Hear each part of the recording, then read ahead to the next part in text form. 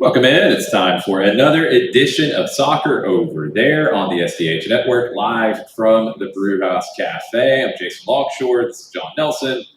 We've got all kinds of stuff to talk about. I actually had a rundown prepared, did some research, had some notes ready, had some things I wanted to talk about rather than just rant about. And then Scotland decided to explode today.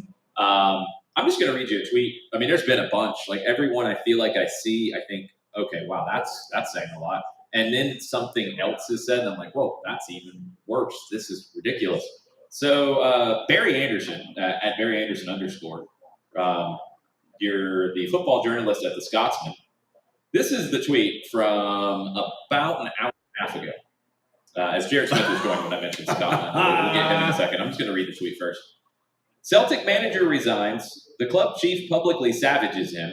The stand-in manager says Hearts can win the league, while Aberdeen appoint a penguin-stealing sports director who spent time in jail and modeled for Armani. That's enough for today. You'll never beat Scottish football. Jared Smith. Oh, I'm deferring. What do you think about all of this? Yeah, that's what you think. Anyway. There you go. I missed the modeled for Armani part on Luke's final steal. I did not have that one on the bingo card. I did know about the penguin stealing and the, I think, match fixing of some sort. Yes, that is true. Yes, I knew those things. Penguin stealing, match fixing, also running, not successfully running St. Louis City. Yeah, for like 3/4 of the season, it was successful. It was. Then everyone stopped. The problem is everyone stopped passing them the ball right in front of goal. There's that. I mean, there was some good sportsmen involved in it, like Liverpool's start to the season this year. Look, if Liverpool wants their old standby back, Brendan Rodgers is free. Wow, wouldn't that be a timeline? My favorite timeline. So, yes, Scotland is dumb. I love that Aberdeen has done this. Aberdeen, by the way, second from the bottom. The only reason they're not at the bottom is because Livingston is an absolute tire fire. Oh, God. Team Y Aberdeen, yes. But, yeah, they bring in a new technical director. Rangers have clawed their way up to, I think, 5th in the table. Celtic is second in the table, 8 points off of Hearts, managed by Scottish stalwart Derek McInnes. Yeah. And they, Jason, I think you might have watched some of it this weekend. Like, I did. Hearts didn't like just sneak up and snatch a win from Celtic. Like that wasn't like a smash and grab. No, they were just a better team. Mm-hmm. And so a lot of what this is hinges on the fact that Celtic has sold a lot of players, but they have not brought in as many. Also true. So they have not. That has been Brendan Rodgers' chief complaint for years now, that they will not replenish that roster. It still does, because I think he made some comment the other day about like doing a race in a Honda Civic or something, which is the most tone deaf thing he could have said, considering the rest of Scotland is running the same race on a bicycle. When you look at how much Scotland is spending for most of their teams versus the Old Firm. Yeah, the amount of complaining in that regard was a little rich from Mr. Rogers. That was a little. It's pathetic. It was not very neighborly from Mr. Rogers at all. But he eventually, like, it came out today at one point, they're like, there's rumor he might leave. And like 2 minutes, I think, after I shared it, Celtic released a statement that he had like walked away and like, oh, no, he just straight up left. But I love let's do it. I love that in their announcement they say, like, okay, Martin O'Neill's going to come in and be a caretaker. Martin O'Neill, this has not managed since 2019. Well, that's part of it. But this morning Said Hearts is going to win the league. Yeah. Yes, he said Hearts is going to win the league. Okay, that's who you want in charge of your team, even for one game. Like, I know he did things. I know, but really, if you need us, I'm going to ground you in the timeline a little bit here. I want to give you I want to give you some sort of gravity for the timeline. Okay. Like Martin O'Neill, when he managed Celtic, his key player was Henrik Larsson. Yeah, it's been a while. It's been a minute. It's been a minute. Like that's like before Gary Hooper, before Jan Vinegar of Hesselink, before Scott McDonald, before a lot of things, and it's Henrik Larsson. Like, it's been a minute. He hasn't managed since 2019. Then the Desmond Dermott, who is, I believe, the CEO, or like he is the public face. Celtic's largest individual shareholder. He is the public face. Proceeded to rent a megabus and drive it over Brendan Rodgers. Yeah, what was up with that part? Explain. So they have been in war for a long time. Rodgers has bitched and moaned repeatedly, understandably so, about not being given the players he wants. Yeah.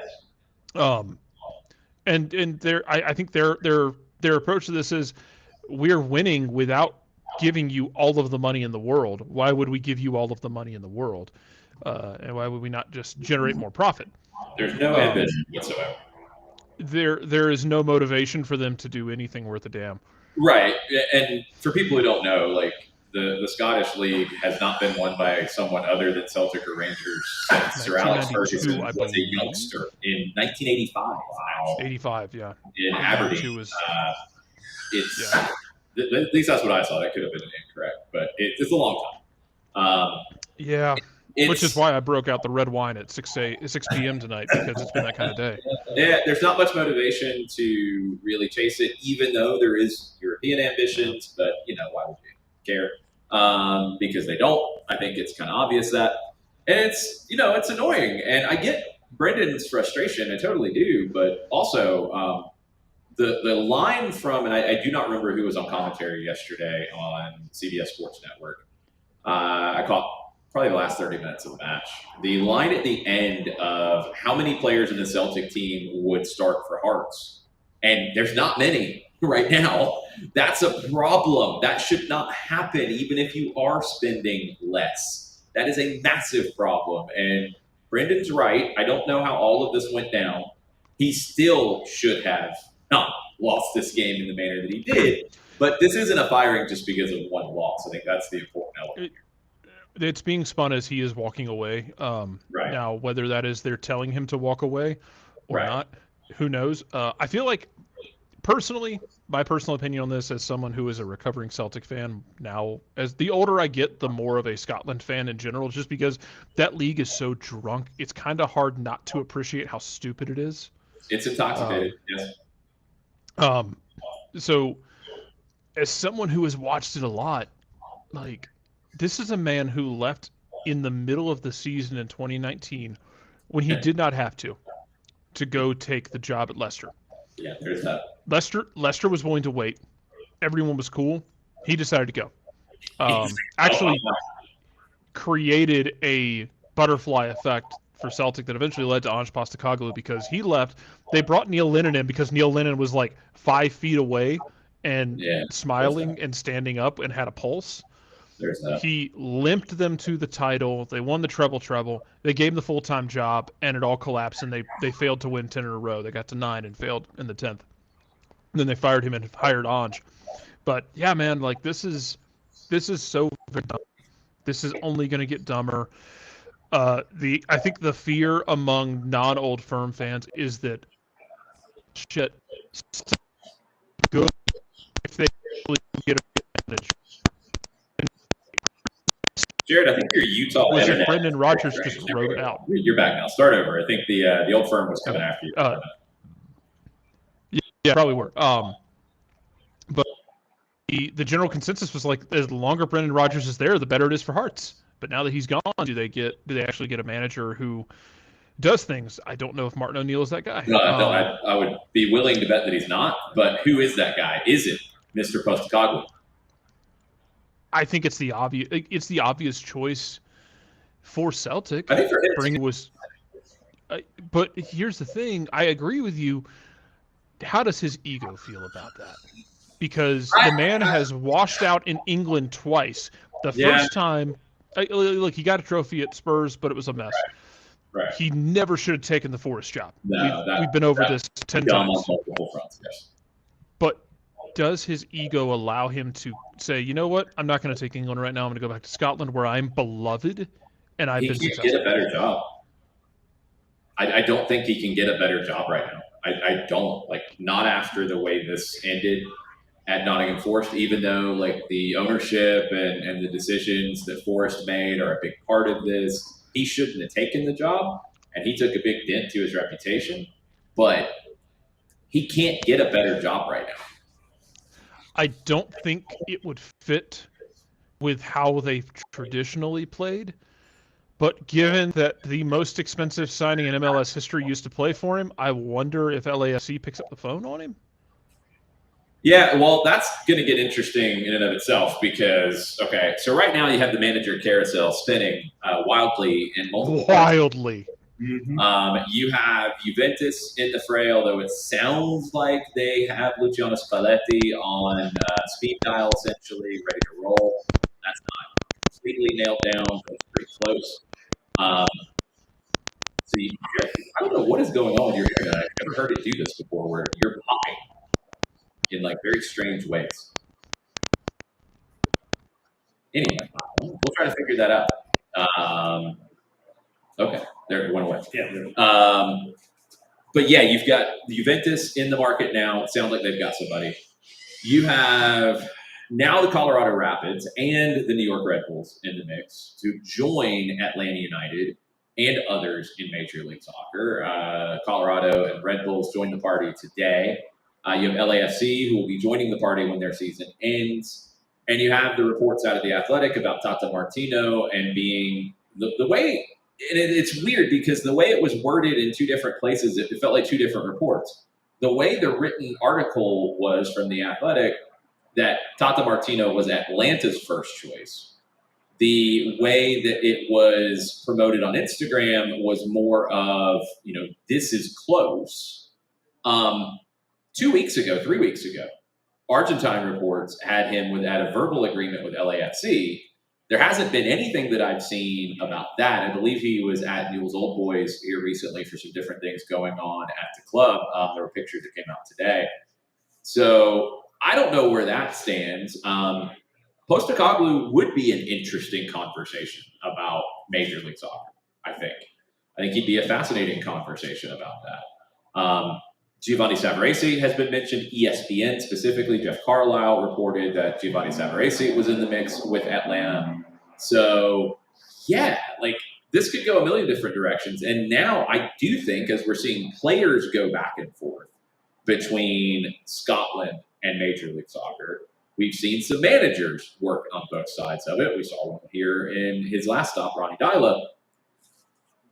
I'm curious to see how Red Bulls, Atlanta, LA, I think those are probably the three in this conversation. I don't know if Colorado is quite into this conversation. I could be wrong.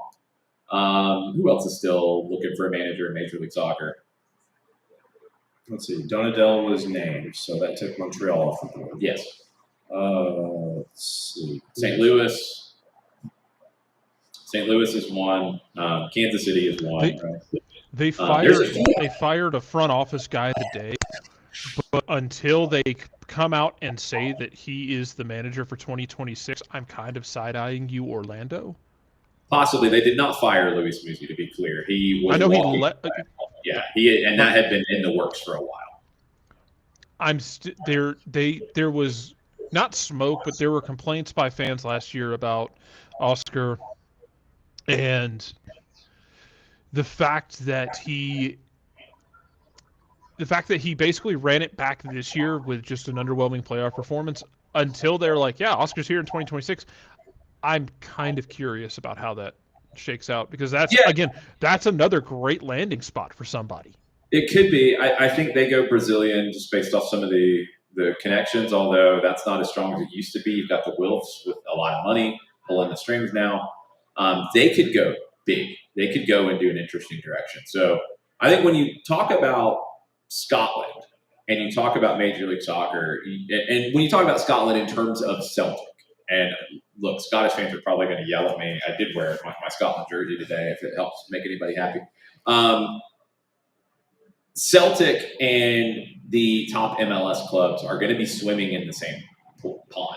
They're going to, in terms of who they could be looking at, player and manager wise. That is reality. And look, that's because MLS has stepped up to this level and is now in the conversation with that level of club and that level of club in other places in Europe. Because when you start to then compare the dots between a Celtic and a Anderlecht, I think you could go back and forth on that. A Feyenoord, you could go back and forth on that. Like this type of level, Major League Soccer is in this mix. So it's going to get really interesting with the news today about Celtic's job being open, what direction they go. Atlanta, Red Bulls, I think, is a very interesting one. It is very system specific. There's Jim Curtin in the mix there. That would make a ton of sense because he could still be with the family close by. It wouldn't disrupt their final years in school. And it could open up some doors for him to go Red Bulls if they wanted to. It's fascinating. I don't know. The managerial carousel is going to be very, very interesting across the world. If you missed the Juventus one, I talked about it a little bit on Morning Espresso because it just broke as I was doing Morning Espresso. 8 winless across all competitions. Igor Tudor was let go. 8th in Serie A. They're 6 points out of Champions League spots. They've made 5 coaching changes in just over 3 years. Luciano Spalletti, the former Italy manager, the title winner at Napoli, the title before Conte won this last one. He is the front runner. There are some other possibilities, but I think what's interesting as you look at how this goes, we'll get Jared back on in the mix here in a minute. I think you're having a very similar conversation with Celtic and with Juventus, even though, again, I don't think they're swimming in the same pool in terms of who they're looking at. You have 2 clubs that have typically been very, very good and very, very powerful in terms of what they spend, and their leagues, Serie A, now you have competition. The middle of the table is much stronger than it used to be. You have Roma right now at the top of the table with Napoli, who has pushed their way back up to the top. Atalanta, Bologna, you have quite a few others in the middle that are now pushing these grandes. So it's not as easy for Juve to just go buy some players and win games. They have to actually be good. Jared, you could probably speak to this better than I can about Scotland, but I feel like there's still a gap, and there's still a noticeable gap. But as we saw on the weekend, it's not what it used to be. Celtic can't just show up and expect to win anymore. Yeah, the gap is different. I don't know if this sounds better. That sounds better, yeah.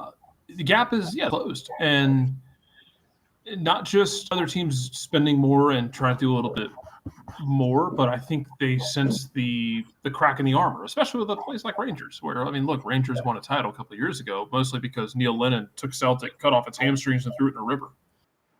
Well, there's that. But they have consistently underperformed. Now Celtic is not spending and is underperforming, and you're going to have questions like, hey, did Brendan Rodgers lose the locker room? Oh, now we have a chance here. And so you're going to get that, but I think I have a similar complaint to one that Nick would have if Nick were here to complain about it too. It's that teams like Celtic and Rangers, the bigger clubs, they don't often play their kids. They don't often develop talent. They bring in talent. If it doesn't work, then they're just going to keep hammering that square peg into a round hole until it gets stuck or until they decide they don't want to do it anymore and they sell it. So, it is just kind of this dead end process. They're going to go to Europe. They're going to underwhelm in Europe because they're not good enough. It all just feels like a dead end process with leadership that is fine, looking at the bottom line and saying, you know what, we're making plenty of money. We sold a couple guys. We brought in a couple cheap guys. Maybe they hit and we make even more money. Maybe they don't. And then we do it again, but we're taking minimal risk and trying to go for maximum return. And it is disheartening to see, especially when you look up and you see how many young Scottish players have ended up in Italy or other the countries. Italians won't play their own young players, so the young Scots go there and they get played. Yep. Well, I mean, they will develop kind of like they'll put kids through their academy, but then they loan them out to other clubs, and eventually they don't break through. That they don't even really get much of a shot to break through. Yeah, they would sooner bring guys in. Yeah, no, they would sooner bring other guys. Like the last guy, like Callum McGregor was one of those guys. James Forrest has been at Celtic, it feels like, since about 1992, even though that's not entirely accurate. But James Forrest is, he's played for the first team since he was like 18 years old.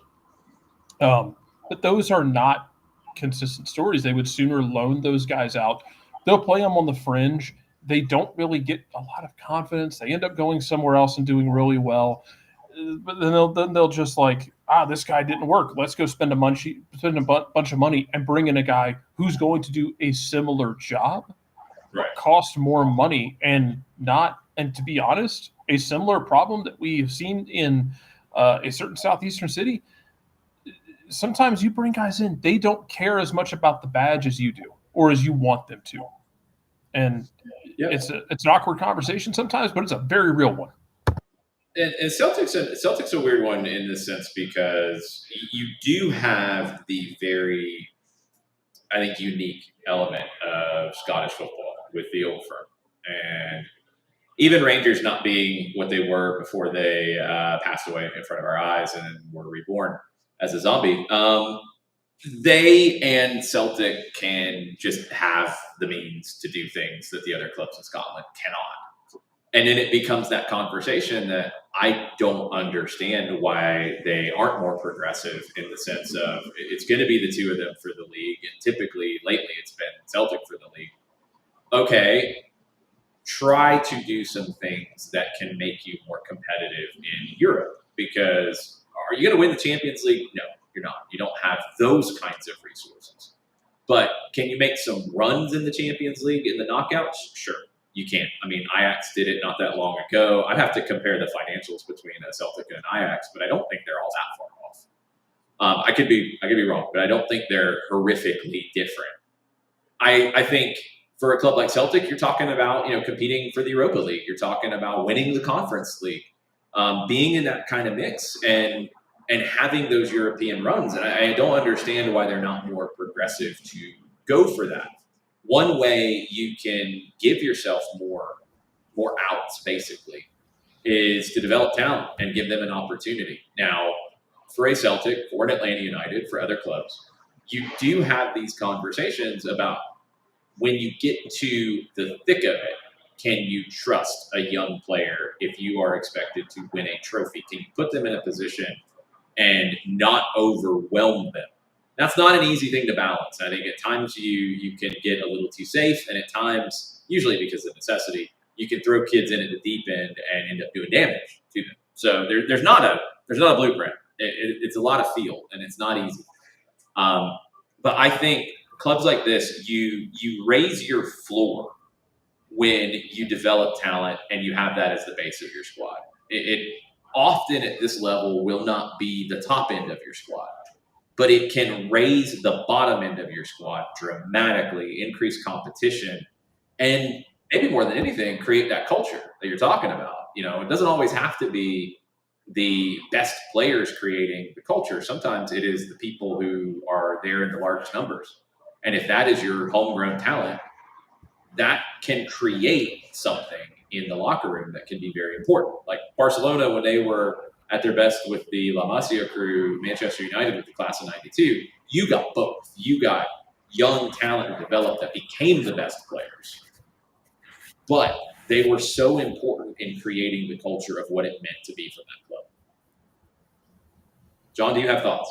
Oh, I was deferring to Jared in all of this, but I mean, you look at the table currently in the SPFL, and Hearts is on top. I remember, Jared, how many years ago was it where Hearts was basically trying to sell public shares to raise funds so they could keep the lights on and not go into either administration or liquidation?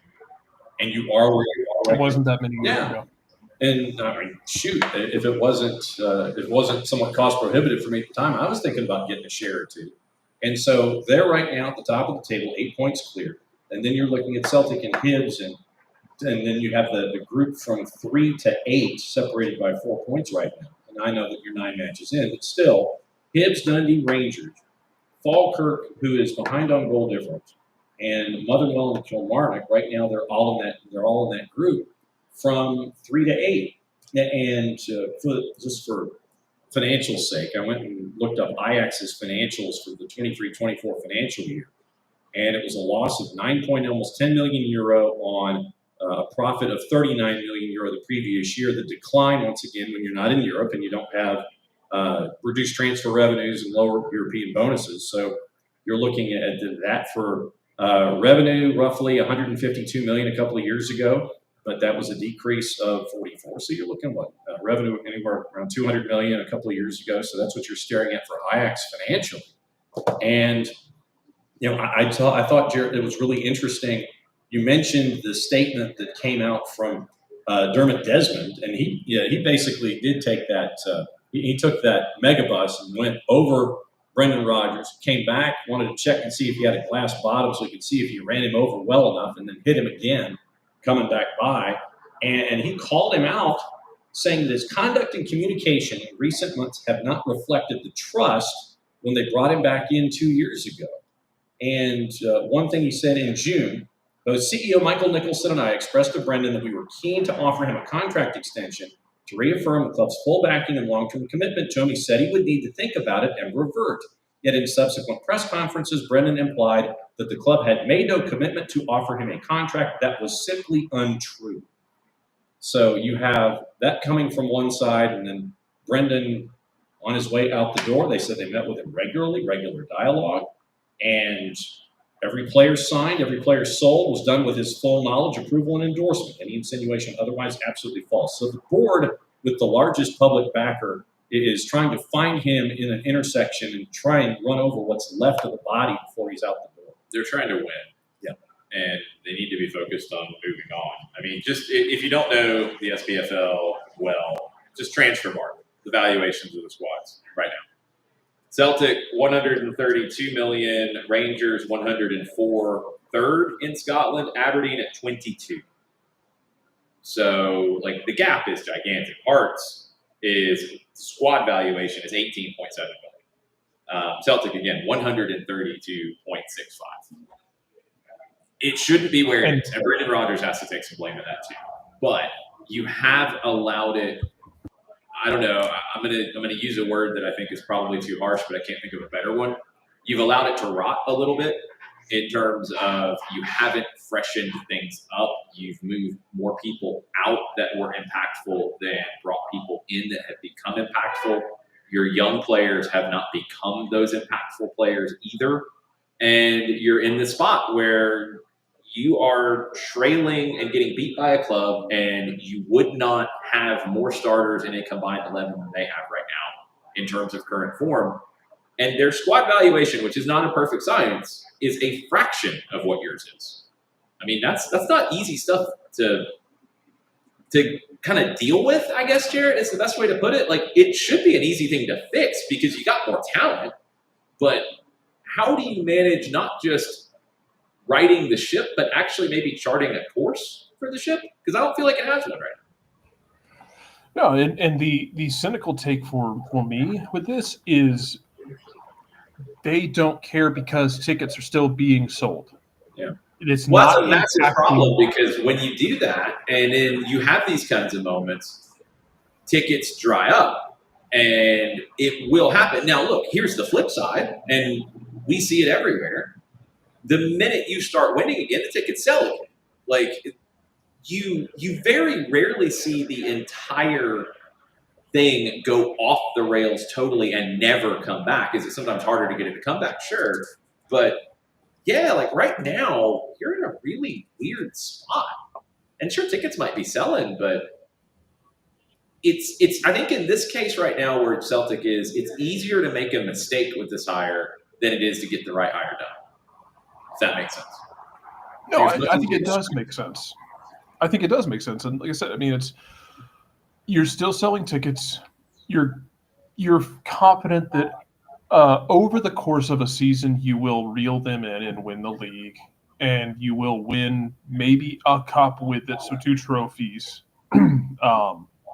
You are losing in Europe, but you lose in Europe all the time, and their argument will probably be like, well, we were losing in Europe when we spent money. Yeah, you're losing in Champions League when you spend money. Yeah, like Ange was taking teams into Real Madrid and losing like 2-0, 3-0, but playing 55 really fun minutes before like that separation of talent showing ambition really showed up. Yeah, and you went and you tried to play, but now you're not spending money. Like, yeah, you're in Europa League right now. You won last week against you snatched victory from the jaws of defeat somehow. But I don't think they see an impetus to spend money right now. Now, however they do the manager spot, we'll see. The wild part, you talked about valuations. Valuations, again, for those of you playing the home game, valuations are not a hard and fast truth written in stone. There's a non-zero chance that they sell Dyson Maeda over the winter for more than the value of most of the teams they're in a dogfight with. Yeah, like Maeda was player of the year in Scotland last year, was a revelation after Kyogo Furuhashi left. And he's going to more than likely feature with Japan's national team in the upcoming World Cup. I think he's 28, 29 years old. Just imagine Japanese Tito. That's kind of what he is. Very, very hot and cold with finishing, but that same kind of can run all day, is faster than you, and will literally press you until you drop dead. And you will drop dead before he will. But there's a good chance they sell him to England for more than the value of some of the teams they're chasing. And that's an amazing situation to be in. And because then the fear is, because he wants to go. He wanted to go over the summer. They did not let him. Kyogo, when the rumors were going on about, is he going to come to Atlanta? Is he not? When Atlanta was looking for a striker. Well, that didn't happen. He left and went to Rennes in France. And, I mean, the dude just like, when word came down that he could go, he was gone. Like, in a Champions League week. He disappeared. He just left, and they're like, "Oh, wait, where'd he go? Oh, yeah, he's not here. That's a problem." And yeah, he's fallen off a cliff. By the way, yeah. I think he's at Birmingham City, and it's been bad. Yeah, he's hard to play. And he hasn't been good when he's played. But which I mean, again, you're not playing. You're not going to be as good when you're out of form. No, it's tough. But that's kind of the thing. And yeah, like I'm with you, Jared, in terms of this. Like you're in this spot where, and we'll move into some other topics I want to get into, but this maybe is a little bit of a bridge to it, where you could very easily hire, and I don't think you hire this person, but you could easily hire someone of this ilk, like what they did when they gave the job to Neil Lennon in the past. Somebody that's easy, somebody that, again, can right the ship, but not actually chart any kind of new course. And I think that would be a mistake, because I think you would end up right back here, because I do think that you're going to get the Aberdeens, although I don't know if Lutz is going to be the guy to do it. We'll see if he can stop stealing penguins. I think that was a long time ago. Yeah, that's just crazy headlines from Lutz. I think Aberdeen will make more money and spend more money. I think Hibs and Hearts and Dundee United, like that next group, that's your only clubs with double-digit valuations in Scotland. Like, they're going to bridge the gap a little bit more. You're not going to be able to, again, just show up and win. But I hope that Celtic gets this right and decides we're going to get somebody who, yes, is going to win as we need them to, because that is what we do here, but is going to say, you know what, we want more than just winning a league where there's two of us competing. We want more than winning the domestic cups where, again, there's only two of us that are favorites to win it every single year. We want to be more competitive in Europe. We want to do more. We want to develop young players. We want to do these things. I hope they go that direction. I worry that they don't, and they just check a box and just get somebody who is going to basically get you to where you're out-talenting people. It's going to be all of the usual blood and guts and be sound defensively and all the nonsense, and it's going to be crap soccer and it's going to be ugly games, but they're going to win them 1-0 because they have more talent, and then they're going to go get spanked by anybody they find in the conference league. Maybe Clasico can spank them from the Faroe Islands, and it's just going to be ugly. Like, it's frustrating that a club that has so much going for them is so unambitious. So one question real quick that Abby had is, why do they, and probably they is multiples in Celtic and Atlanta United and other clubs like that, why do they not develop and play their young players? What's the reasoning behind that? There's a lot, actually. I mean, young players are going to make mistakes. You have to accept that. You have to understand that. You have to be in a position to where they can do that and not hurt your results, which is what it comes back to. That's not always an easy place to be. I think Celtic is in a place where they can do that. I think they can do a much better job of developing young players and putting them in a place to do it. But I can speak to you firsthand from Aberdeen's perspective. Who was the left back that they ended up selling, Jared, that they made their record sale? Connor Barron? No, somebody before that Glassy had. Oh God. Wasn't Ferguson? You know who I'm talking about. It was. I know who you're talking about. The one that he played as an 18-year-old, and he ended up at the end of that season. Remember, Stephen Glass lost his job January or so of that season. At the end of that season, they sold him, I believe, to Liverpool for, was it Ramsey? I believe it was a record sale for Aberdeen. Calvin Ramsey. Yeah, Calvin Ramsey. I got it.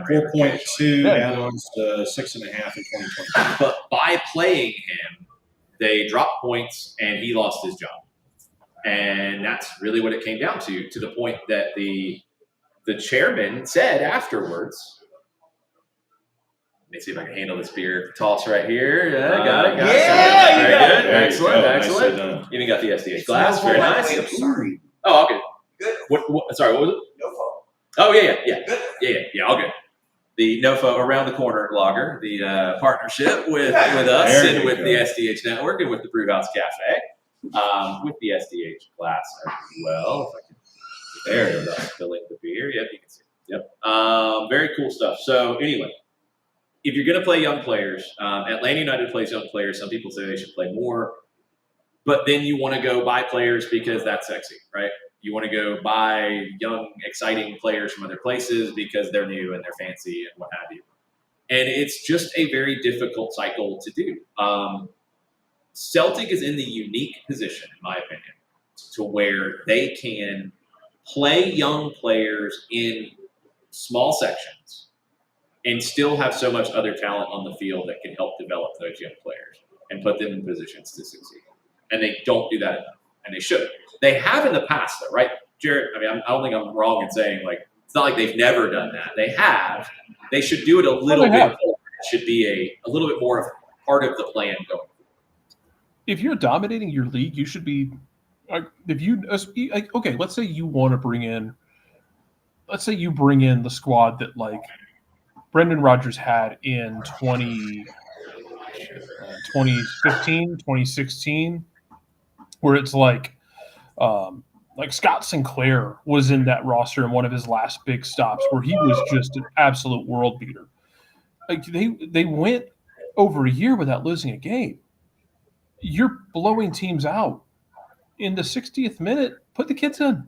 Mm-hmm. At the very least, be doing that. But they did not do that consistently. Yeah, it's got to be part of your plan. It's just got to be part of your plan. It's interesting. Like, team building is not an easy thing, as we saw here in Atlanta this past season, as we are seeing at Liverpool right now. Liverpool has lost 4 in a row in the league. They spent how much in the summer? $570 million, something like that. Yeah, let me get the number. But I know they sold some and they brought in like 230 or 300. Like they spent a lot on top of what they sold. I think their sales took them to about 570, if I remember correctly, after winning the league. Okay, that's ambitious. But it has not come together for them. They don't look right. They don't look bought in. There's talk about them not being bought in. It's a fascinating situation right now with Liverpool, and I don't know how Arne Slot fixes this at the moment because he hasn't really been in this situation. Jared, we talk about like players moving up league and level and stuff. Arne Slot moves up from Feyenoord to Liverpool. He wins the league. Nobody expected it last year. Now the pressure is higher, and he's never been in a situation where, you can say it's a lot of the same people from last year, but it's basically a brand new team because of all of these new faces and having to deal with them. He's never been in like a rebuild position. He's always been in like a upgrade and bring one new player in, bring a second new player in. He's got to manage the group of individual people, and I don't think he's doing a great job because it does not look like it's very well organized right now. No, but even when he was winning games early in the season, go back to their early results this season when they were winning games. Go look at what those results were. Go look at how many of them were like late in the game, like free kick, set piece, scramble in the goal mouth, game-winning goal. It was very cardiac kids. And bringing a kid off the bench, and he gets his first ever goal for Liverpool at the death to give you a rescued 3 points instead of 1. But that's all you were getting earlier. Yeah.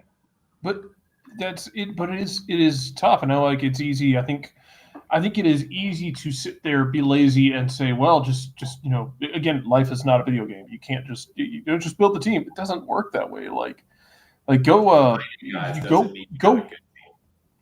And I know they're losing right now in the 92nd minute. Columbus.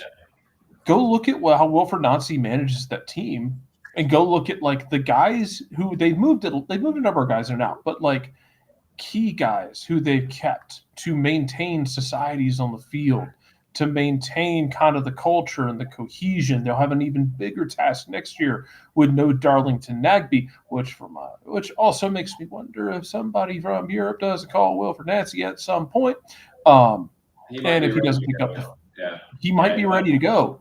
Especially if they crash out against Cincinnati, he might be ready. I think they beat Cincinnati in game 2. I do. I don't trust Cincinnati all that much. I think Columbus gets a win. I do think Cincinnati will get 3 and 3. I think home field will be big. Home field, the home team's won every game so far in the playoffs. Yep. To answer your question, it was 400, the amount spent on inbound. Yeah, I don't think your numbers are right. 416,200,000 pounds. Pounds, I was talking dollars. Right. So what's that? Multiply that by 570 something. Yeah. So add 3 tenths. I remembered my numbers from my research. So like 530, 570. So you're looking somewhere at $550 million inbound. Frimpong, Wirtz, Kirkesh, Lombardashvili, Ekatike, Leone, who hasn't seen a whole lot of activity, in Alexander Isak. So 2 of those dudes were 9 figures to the left of the decimal. Well, I mean, here's the deal. Kirkish and Frimpong, they both go all the time. And when they're both going and they're both high, Van Dijk gets exposed a little bit more. I think everything gets exposed a little bit more. We've talked about this plenty with the pressing, not pressing conversations that we've had over the years. If you're going to be a team, and this is the problem I really have with Liverpool watching them, I don't think they have their identity completely locked in and what they want to be. Because if you're going to be a pressing team, that can't be a question. You've got to be a team that is everybody high up the field, everybody ready to sell out, everybody gambling. And right now, you're getting these gaps with Liverpool. And they're getting exposed, they're getting caught, and it's showing. And then when that starts to happen, then you get these other issues. Then you get set pieces. And you get long throw-ins being an issue, and that's becoming a problem. Liverpool's conceded 4 times from set-piece sequences or second balls in their last 5 league matches. That's a massive problem. You're getting these gaps in the way that they press that are a huge issue. And then you're starting to see some of the bad reactions and bad body language and those sorts of things. It's right now an identity crisis. Right now it is. Now, can this be what is the spark to getting those things sorted? Sure, it can be. You got to have a consistent group playing, and that's been an issue. You've got just too many revolving doors going on in this lineup. You've got too many things that look unsure right now. Doesn't seem like the players are all that bought in. You're starting to hear it. Andy Robertson on Liverpool TV had some questions about it. You got to figure out what you're going to be. Are you going to try to continue to build and be more possession-oriented, or are you going to be more into the press? And which way is it going to go? The decision that Arne Slot makes is going to be what defines his tenure. Because if it doesn't get better, and right now they've got Arsenal, Brighton, Newcastle coming up here soon. If it doesn't get better, like it's dumb to talk about somebody who won the league last year being on the hot seat. But you've lost 4 in a row in the league. 4 out of 5 in all competitions. 5 out of 6, I think, in all competitions, to be accurate, because you lost to Galatasaray and Champions League. If it doesn't get right, there's the potential that it gets very, very wrong. And that's then where you start to have those difficult conversations about, yeah, thank you for the unexpected trophy last year, but this isn't working. And I don't know. It's a really interesting game in the Gummy Bear Cup on Wednesday. Liverpool hosting Crystal Palace. And it maybe is a game that is a little sneaky here. Palace has been very good, although they've started to actually lose games. They had not lost in a long, long time. They have started to lose a couple. They are what they are. They're nowhere near the same level of talent. They haven't spent $570 million in any transfer window in the history of transfer windows. But they're not an easy team to beat.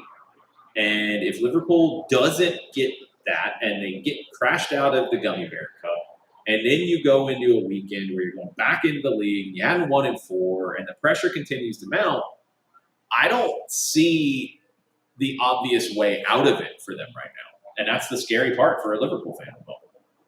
I'll mention some names. Okay. And then, just randomly, or do they have a point? No, there's a point. Okay, cool. I'll mention 8 names, and it's all at the top of the offensive output for Liverpool so far in this season. Okay.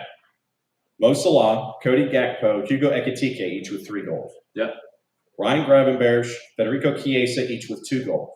Yep. Dominic Soboschlei, Milos Kerkesh, Rio, each with 1 goal. Okay. Somebody's missing. Who's missing? Alexander Isak. Well, he didn't have a preseason, John. I mean, he didn't. Like, I don't think – why would you expect him to be there? I would have just because of a paycheck? I would have thought that if you were going to bring him over from Newcastle with the expectations and putting him into the lineup, I know that there's the adjustment period, but I would at least think that he would have scored at least once in the Premier League this season. He had no preseason. I mean, I think that's part of the issue is you haven't been set up here to truly succeed.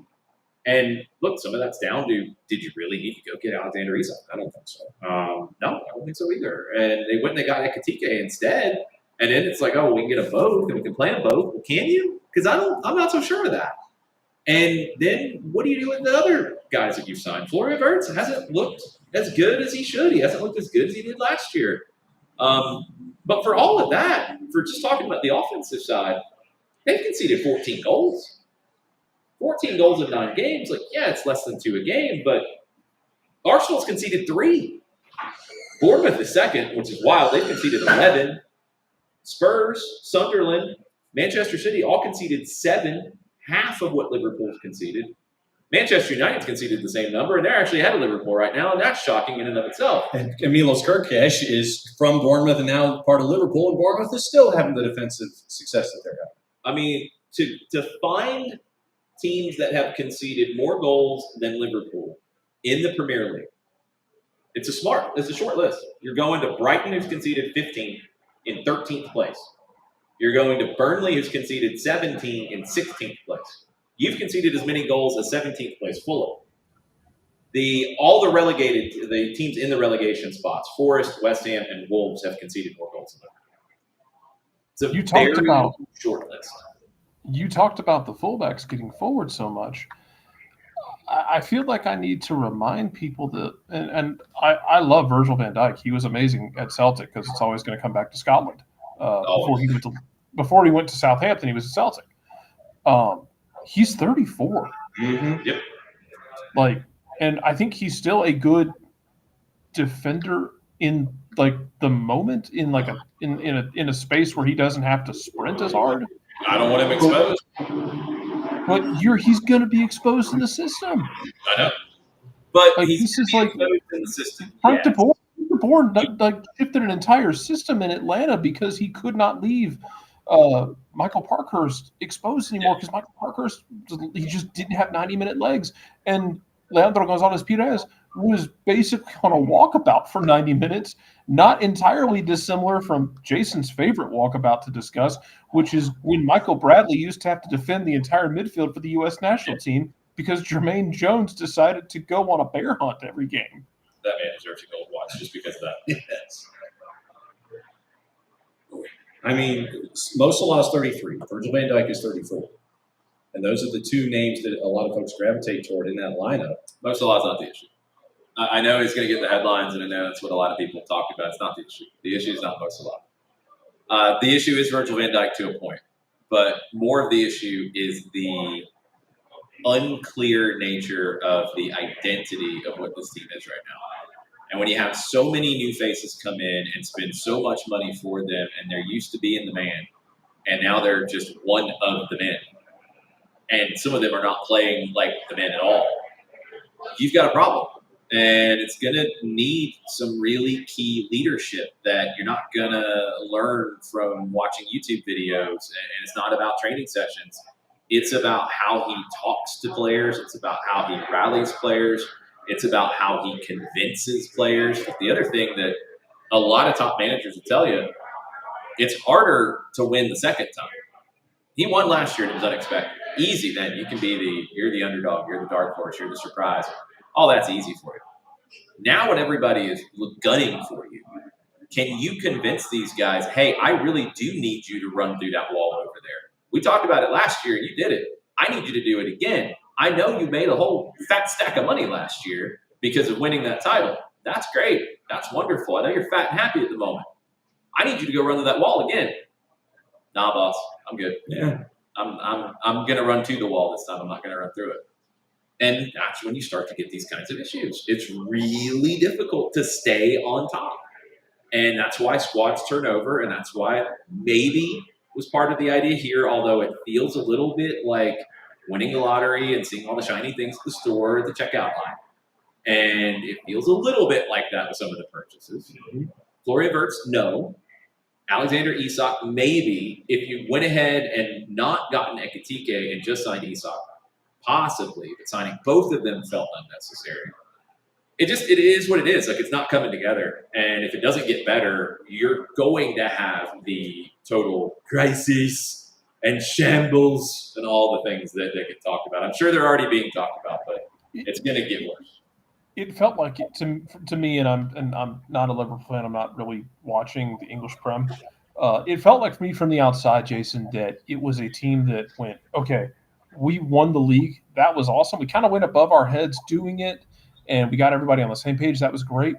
We need to stay up here. Let's throw money at this problem, and then we'll figure out how we piece it together. Got all this money burning in our pocket. We're gonna spend it, and then we'll figure it out later. Yeah, I mean, but it doesn't. That's not always the solution. I mean, That's not how it works.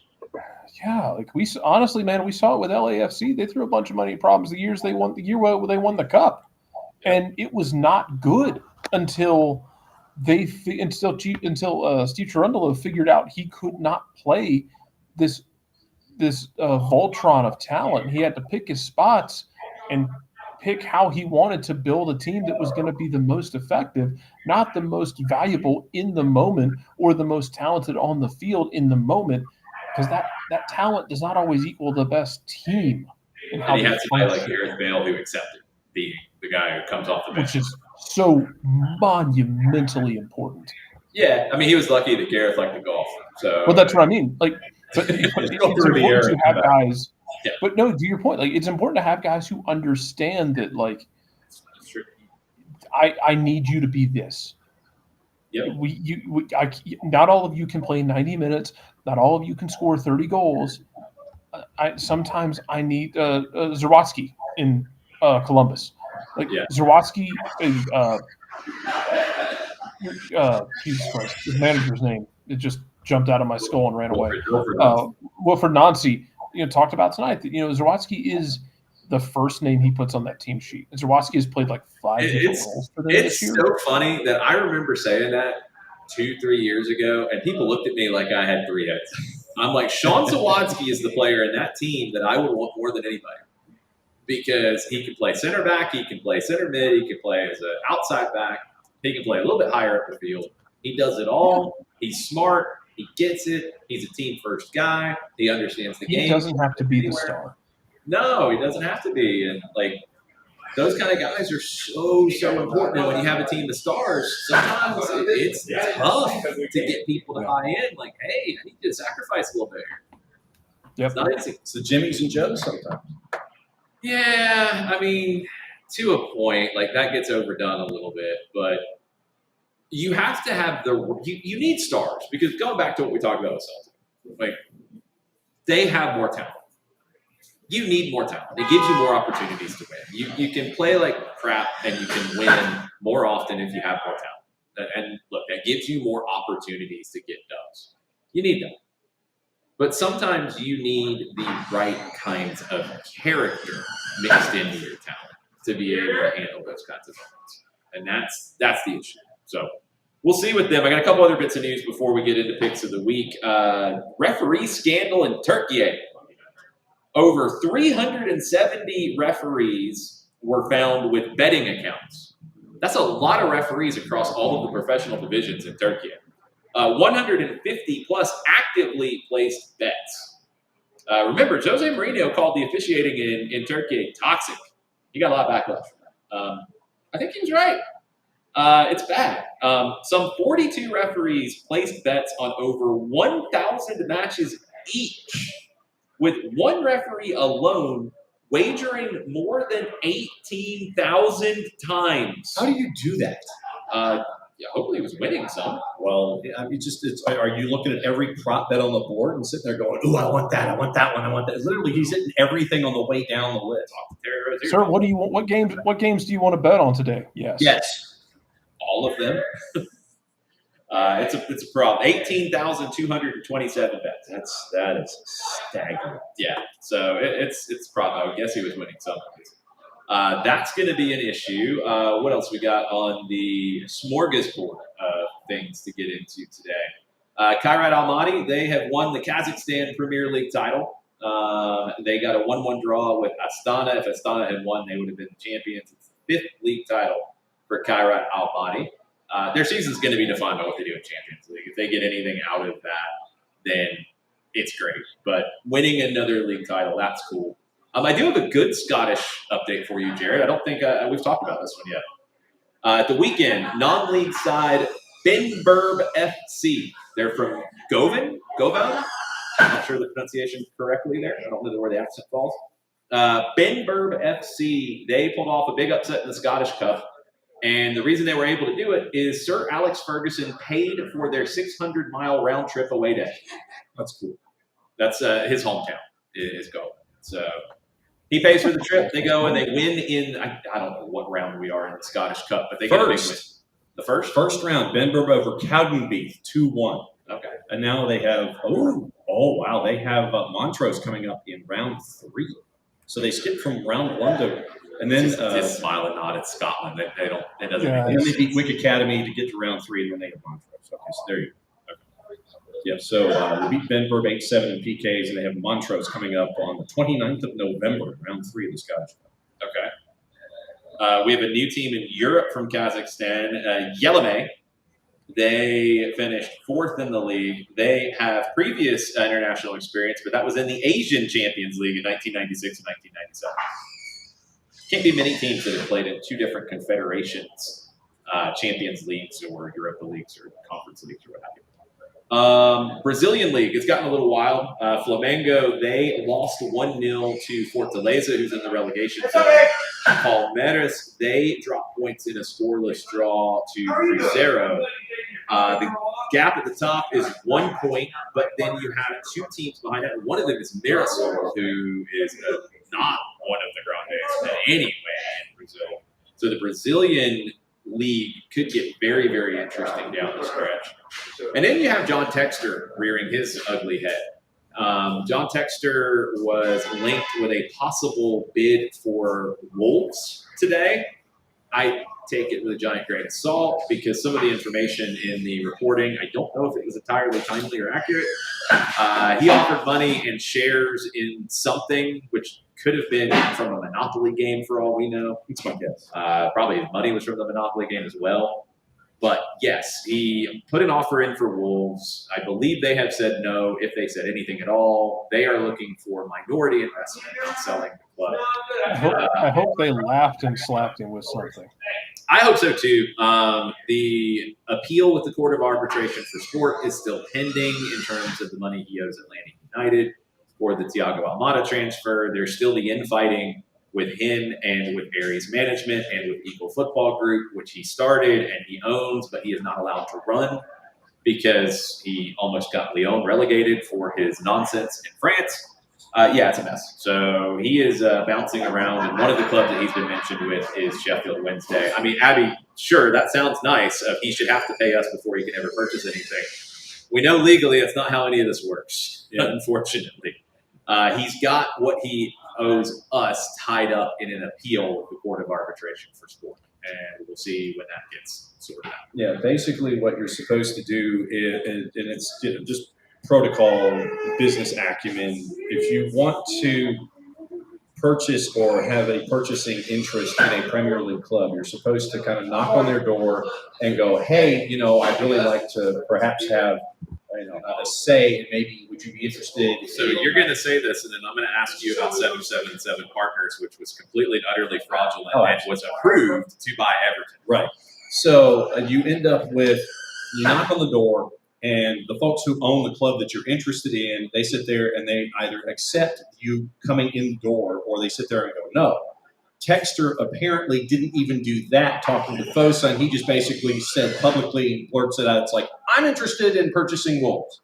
And I want it to be 9 figures, and it would be like $100 million in cash and then another 200 plus in shares. He didn't even go to Fosun. He just said, I'm interested. And Fosun was like, no, we're not interested in talking to you because you didn't come to us. So we're looking for other interest from the outside to come in, and you can just go, sit and rotate, basically. That's basically what they told him, but it was a little bit more diplomatic. Okay. He's not buying Wolves. And he might try to buy a championship club in trouble if he can find a monopoly money to do it. Sheffield Wednesday is one of those clubs. Administrator said today there are 4 or 5 serious bidders looking at the club. They were very happy with their match over the weekend, their first under administration. It's funny, they went into administration and they're happy because they're going to get rid of their owner eventually through this. But yeah, they're probably going to have another points deduction. Yeah, they are almost certain to get relegated from the championship this season, but they might actually have a brighter day on the other side of all of it. So all kinds of stuff going on worldwide. We didn't get into long throw-ins. That's kind of an evergreen topic. We'll get into that another time, but everybody's doing it everywhere, basically. And it's annoying, but it's effective. So, I don't like it, but it is what it is. Do we want to talk about, before we go into picks of the week, we want to talk about Bolivia? Oh, yeah, I forgot. I knew there was one more. Tell me about Bolivia, Jared. All right. I'm glad Alex Basine just rolled in for this. He's in just in time. Yeah. In Bolivia, a Bolivian club, Club Aurora, has been deducted 33 points. That's a lot of points. And they are now minus 5 points. After 22 games, they're now minus 5 points. The reason this happened is the Bolivian Federation discovered that Gabriel Montaño has been committing identity theft for 2 years. He was impersonating his deceased brother. His real name is Diego. He is 25 years old, not 20 like he said he is. The president of the club has also been suspended for 3 years. So a 25-year-old lied and said he was a 20-year-old for the last 2 years and impersonated his dead brother. Okay. That's a little uncomfortable. I can't I don't have any way to editorialize that other than just to give you the information and let you process it like a civilized human being. I can't, but okay. 33-point deduction because player impersonated his dead brother. That's the hook. I can't. I'm trying to find other things to say about this, but that's out there, man. That is out there. That's out there, man. That is out there. That is out. Also, a SDH legend club Always Ready is leading that league. Yes. I'm still trying to find out how they came up with 33 points. Yeah, I don't know. It just feels like a random number out there. It's Bolivia, man. Like one more from while we're going crazy here. One more from South America. Coquimbo Unido, who might just win the Chilean league for the first time ever. That's where Carlos Carmona went at one point in his career towards the very end. They have a giant pirate on their badge. It's awesome. They're going to win the Chilean league for the first time. It looks like they are back in the Copa Libertadores for the first time in like 30 plus years. Awesome. Pirate. Give me the random cool stories that we always come The across. Spanish reporter says, in the Champions League, we have had a shield in the shape of a sheriff's star, but we still lack one with a pirate. All the more reason you should have. Copa Libertadores. They don't have pirates in Europe, John. There's no clubs with pirates. There's no pirate clubs in Europe. Tell me one. I don't have one. I'm just saying, just be different. John, these are badges that have generally been around for decades upon hundreds of years. And then you sit there and you try to do something different, and people get mad because you go away from it. So if somebody did a pirate badge all of a sudden, like you were telling them to, people would be upset. I'm not saying make it your primary. I'm just saying, have fun. What are you saying? I'm saying have fun. If you want to do a pirate badge, do a pirate badge. If you want to do an alternate uni that's got a pirate stuff on it, then do that. If you want to go out and walk your procession with the pirate hats and look like Jack What's-His-Face from the the Johnny Depp movies. Jack What's-His-Face? Jack What's-His-Face? Jack What's-His-Face? Yeah, you want to look like Jack What's-His-Face from the Johnny Depp movies, then go ahead and have fun with it. Don't make it your primary. Just have fun with it. Market it. Yeah, we're talking about the badge. The badge is primary. There's not secondary badges. It's a secondary badge. Be the first team ever to do a secondary badge. We haven't got the picks of the week, and John's already Jack What's-His-Names. I mean, what is happening on this show? We should get into picks of the week, I think. Jack Sparrow? Is that the one? Yes, thank you. That's exactly who it is. Yes, did you look that up? Michael Eisner's going to find you and hunt you down. It took me like 30 minutes to figure out Jack Sparrow. I couldn't remember Johnny Depp's character's name. I didn't watch the movie. I didn't see the series. I just knew that Keith Richards. What? Keith Richards ended up being cast as his father. That I remember. That you remember? Yeah, because it was so random. You couldn't remember his name, but you could remember. Jack, what's his name? And Keith Richards was his dad. Okay. Absolutely true. Fair enough. You haven't watched the movies? No. Go watch the movies. They're delightful. Like they have. I'm sure they are. They have no business being as good as they are, considering it's a movie based on a theme park ride. It's true. I'm not disputing the goodness of the movie. I just say that that's not my speed. It has no business being as entertaining as it is. All right, picks of the week. We need we do. A trumpet fanfare or something. Yeah, I don't know. Wait a minute. I think Alex Messina has found a pirate club, but they're not going to the Champions League anytime soon. I can't pull it up. Bristol Rovers. Yeah, Bristol Rovers. I think. Yeah, Bristol Rovers. It almost looks like Captain Morgan. I think if I remember. They're not going to any Champions League anytime soon. Yes, there's a pirate club in Europe. Sorry, I apologize to the pirate clubs of Europe. Bristol Rovers, I apologize to you. There you go. There's your Bristol Rovers. That's like I feel like if we get into some of the Caribbean, I feel like it'd be easy to find some pirates. Captain Morgan with the sword is what that is. Yeah, that's a different kind of pirate than the Coquimbo Unido pirate. I think the Coquimbo Unido pirate would slice that guy up into shreds. Because I mean, look at that sword that the dude has for Bristol Rovers. It's a little swishy. I know. I bet you that's not even real metal that he's swinging. It's like, here, model this. Put one foot on the soccer ball and take this plastic or rubber sword and kind of wave it in the air. And they did it like a still photo, and that's why the sword looks the way that it does. You think that's a still photo? I think it's a still photo that got converted because, I mean, how are you going to sit there and have that sword look like that and have it try to look effective when I don't think it is effective because I think your Coquimbo Unido, The what? the Coquimbo Unido guy would take the Bristol Rovers pirate. He'd take him out back. The what club, John? I was trying to say Coquimbo Unido, and it came out backwards. It went all in different places. It did. It No, wasn't in Chile. but to your point, I think that the Coquimbo Unido pirate would take the Bristol Rovers pirate, and it would be like 2 falls and you're done. And forget it. The Bristol Rovers Pirates and cosplay pirate. All right, let's go into picks of the week. Coming into the week, we still second nickname is the Gas. Pirates That's got so. the gas. No kidding. We have not had a back-to-back winner coming into this week. The totals coming into the week. So who all had won? I need to track the wins. Sophia. I won the first Yeah, week, one and then it all got very- worse from there. Nick won, Drew won, and I won. So Maddie and John have not won. Correct. Everybody else had won once. Yes. All right, so this is then round 6. The totals coming in, Nick was on top at 21.90, Jarrett at 21.45, Sophia at 19.25, John at 12.80, Drew at 11.57, Maddie at 6.50, and me at 4.75. But I did have a win. Some people sitting at the table. First game last week was PSV and Napoli, and nobody got it right. Everybody started 100 in the hole.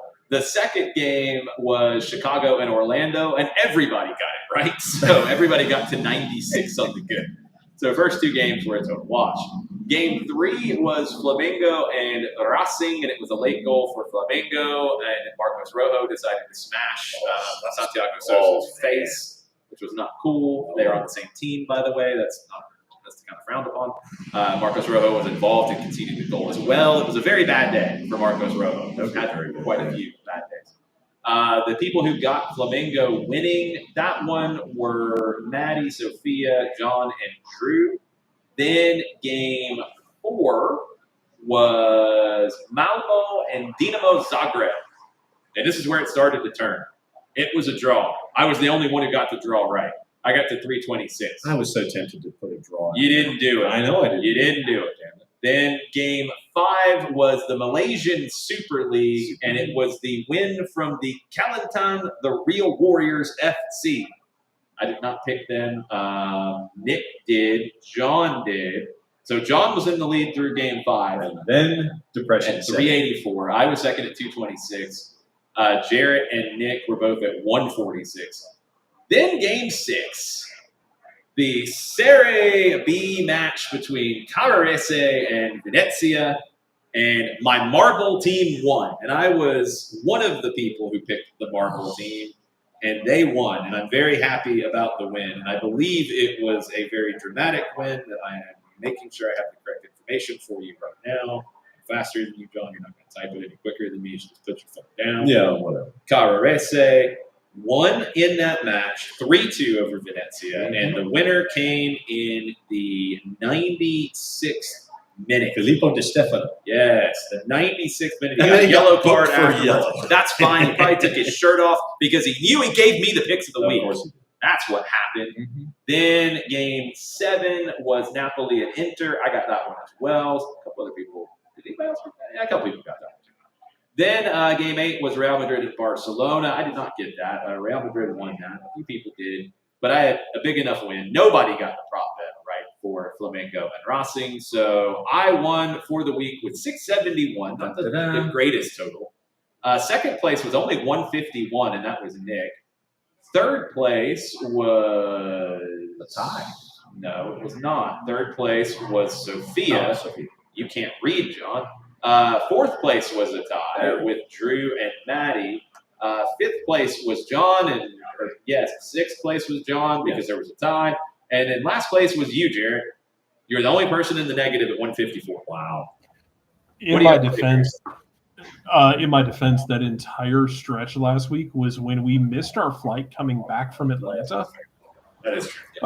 Because we got stuck in the TSA line. So like my entire day was then Katie and I trying to coordinate a flight to get back to home and spending another day in Atlanta, grumpily doing so. And then getting back home Oh God, I think we got back home Monday night around 3 a.m. Eastern time, 1 a.m. Mountain time. Yuck. That's not bueno. No, You still suck last week. weekend picks of the week, though. Oh yeah, I just I half looked at him. I was like, I don't care anymore.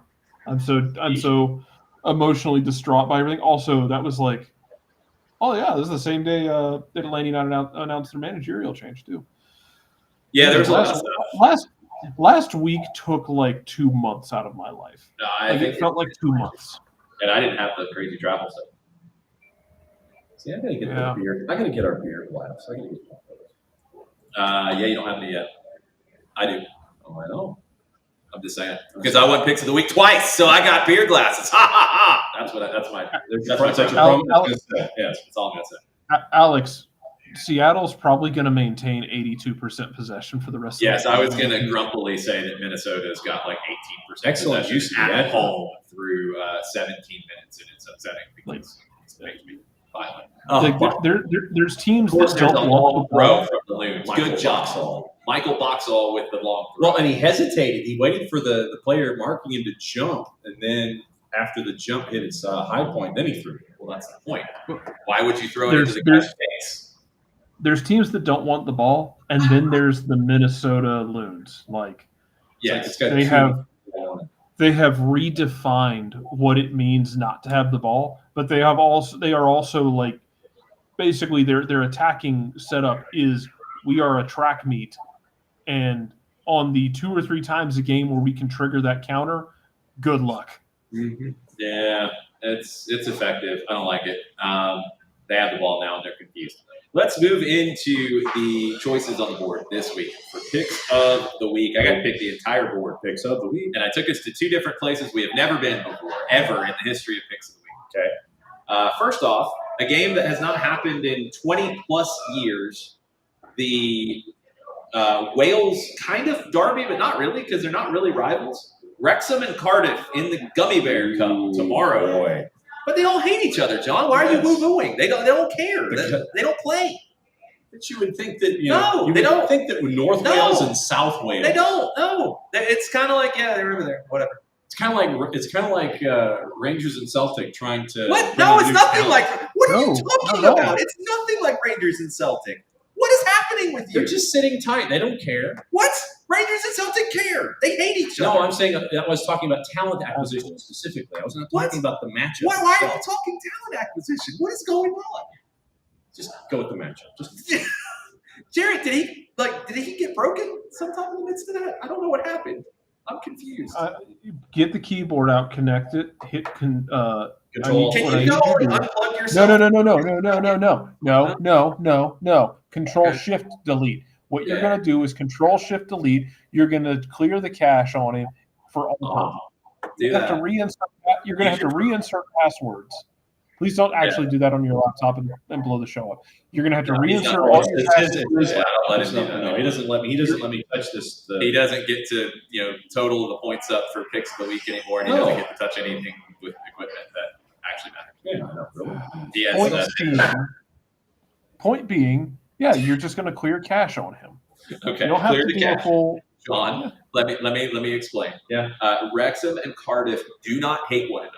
It is nothing like Rangers and Celtic because they hate one another. I wasn't even talking about that. Well, I have no idea what you were talking about because that's We're what getting we to the were point where they might hate themselves as much as they hate each other. It's kind If of they're it's kind of listening to hilarious. this show, they are. It was yes. the laissez-faire attitude of talent acquisition. Who? Neither one of them do. Celtic and Rangers. But what we're talking about, Wrexham and Cardiff. Right. What was your point? I don't know. Third base. What the hell is happening right now? I don't know. I don't have enough beer in my system to compute this. All right, Wrexham and Cardiff. Wrexham plus 120. I like that somebody just heard all that and went, you know what, I'm leaving. Yeah, really? Yeah, draw plus 225. Cardiff to win plus 220. Wrexham is hosting. They traded leagues after last season, so Wrexham got promoted to the championship. Cardiff relegated to League One. I'm glad you're laughing at it because I have no idea what he was saying, and I blame the Mountain Dew. Wrexham, as probably most of you know, we like to get into nicknames on the show. They are the Red Dragons. That is the most common nickname. They have the Red Welsh Dragon on the national flag, on the club's red kits. It's on the crest. They are one of the oldest professional sides in the world, and especially in Wales. They are known in some circles as the Robins, which is interesting. Because they were red, so they're known as the Robins. Some of the older supporters will call it that. Their stadium is one of the oldest in the world. Cardiff are blue, so red and blue. Cardiff is blue. They're the Bluebirds. It goes back to when they wore blue shirts, and somebody said that they looked like bluebirds, and a Belgian writer had a song out at the time, or a play out at the time. That toured the UK, so they called them the Bluebirds, and it stuck. Now remember, Cardiff, Vincent Tan tried to turn them from blue to red. Oh, that was so bad. And that did not go well. No. And they went back to blue. And Vincent Tan hasn't showed up in Cardiff since, I think. No, he has not. It's been a long He time. is not welcome at all. He is what they refer to as persona non grata. It's bad. Wrexham's own archive says they've played 77 times. I've read probably 5 different articles, and it's all like different numbers. It makes no sense. It's like a Sunbelt. Is this like one of those things where sometimes they don't count games played during wartime? I'm sure. It's I'm probably stuff sure, like that. and there's probably like weird Welsh competitions that some count and some don't, because that's where they used to play, is in the Welsh Cup. Or like Alabama claiming national championships. They have like 19 apparently, as opposed to like 13 or 14. That kind of thing. It is that kind of a thing. Except Didn't Auburn just claim a new one too? Like it's just sure the they same. Yeah, and you can thank their new athletic director for that one. Yeah, it's stupid. I don't think they're new athletic director for anything. No, the boss is not either. So, Wrexham in the north of the country, Cardiff in the south. Wrexham, 2 losses in their last 12. Cardiff, they have beaten Swindon, Cheltenham, and Burnley in the Premier League. They beat them, I think, in the Cup. Cardiff fans hate Swansea and Bristol City. Wrexham fans hate Chester City and Shrewsbury Town. So there you go. They don't hate each other. We'll see if they do at the end of So this. these folks is what you're talking about. Shrewsbury Town. Yes, why are you wearing a Shrewsbury Town? Because I needed a hoodie and it was $10. Why do you have a Shrewsbury Town hoodie? Because it was $10? Because it was $10 and I thought it was random, and I thought that I should have a random sweatshirt from Wales. Fair enough. How are they from Wales? Or wherever. They're not from Wales. They're from Shrewsbury or wherever they're from. Sean, pick something. Oh, Wrexham. You're picking Wrexham. Of course. You're a fan of the show, aren't you? Yes, I am. I am about 3 seasons behind. Yeah. And you are a Swansea person too, so you hate Cardiff. That's absolutely true. All right, fair enough. Jared, what are you picking? I'm taking Cardiff. I'm taking Cardiff quickly as I can to get us out of this into something else. I'm taking Wrexham. Maddie didn't send her picks in time. She picked Wrexham. All right, Wednesday. Good God. We're going to Italy, Juventus and Udinese, and I put this game on the sheet before Juventus fired their manager, so that makes it even more interesting. Juve, since we like to go historical with our prep for these, they were founded by students in 1897. They founded Sport Club Juventus in Turin. The name Juventus comes from the Latin word for youth. Makes sense. Yeah. They were the first Italian club to win all major international trophies. 1985. They also went through the Calciopoli scandal and got relegated to the second division for the first time in their history in the 2000s. Udinese, one of Italy's oldest clubs. They were founded a year before. They initially were founded as a gymnastics and fencing society. That's a combo. Perfect sense. Formerly as a football club in 1911. They've been pretty consistent in the top flight. They haven't won anything major. They finished 4th in 1957. Go Udinese. They've never won the Serie A title. They've developed a ton of talent. They are known for developing guys, moving them on, making money. And the funny thing about this one that I did not think of when I picked it, they both wear black and white stripes. So it is a zebra derby of sorts. Juventus are known as the Zebras, not all that often anymore. That was kind of an old nickname for them. But Udinese are known as Les Zebrettes, the little zebras. And it's kind of like an affectionate term because they're smaller than Juventus. They're the little plucky underdog, little zebras. So they are definitely the underdog in this one, although Juventus firing their manager creates some interesting possibilities here. Juve minus 227, draw plus 310. The Little Zebras plus 700. Jared, what are you picking? In solidarity with my Paulding County brother, I cannot, in good conscience, take Juve. Give me the Little Zebras. If it doesn't hit, I don't care. If it does, I'm in great shape for the rest of the week for me to screw it up. Lazy Reds. What about you, John? No, I've got to go.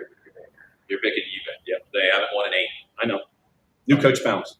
It might be some dude. It's not Martin O'Neill. I know that. No. It's not somebody who said that my team's not going to win the title earlier in the day. Right. It's not that.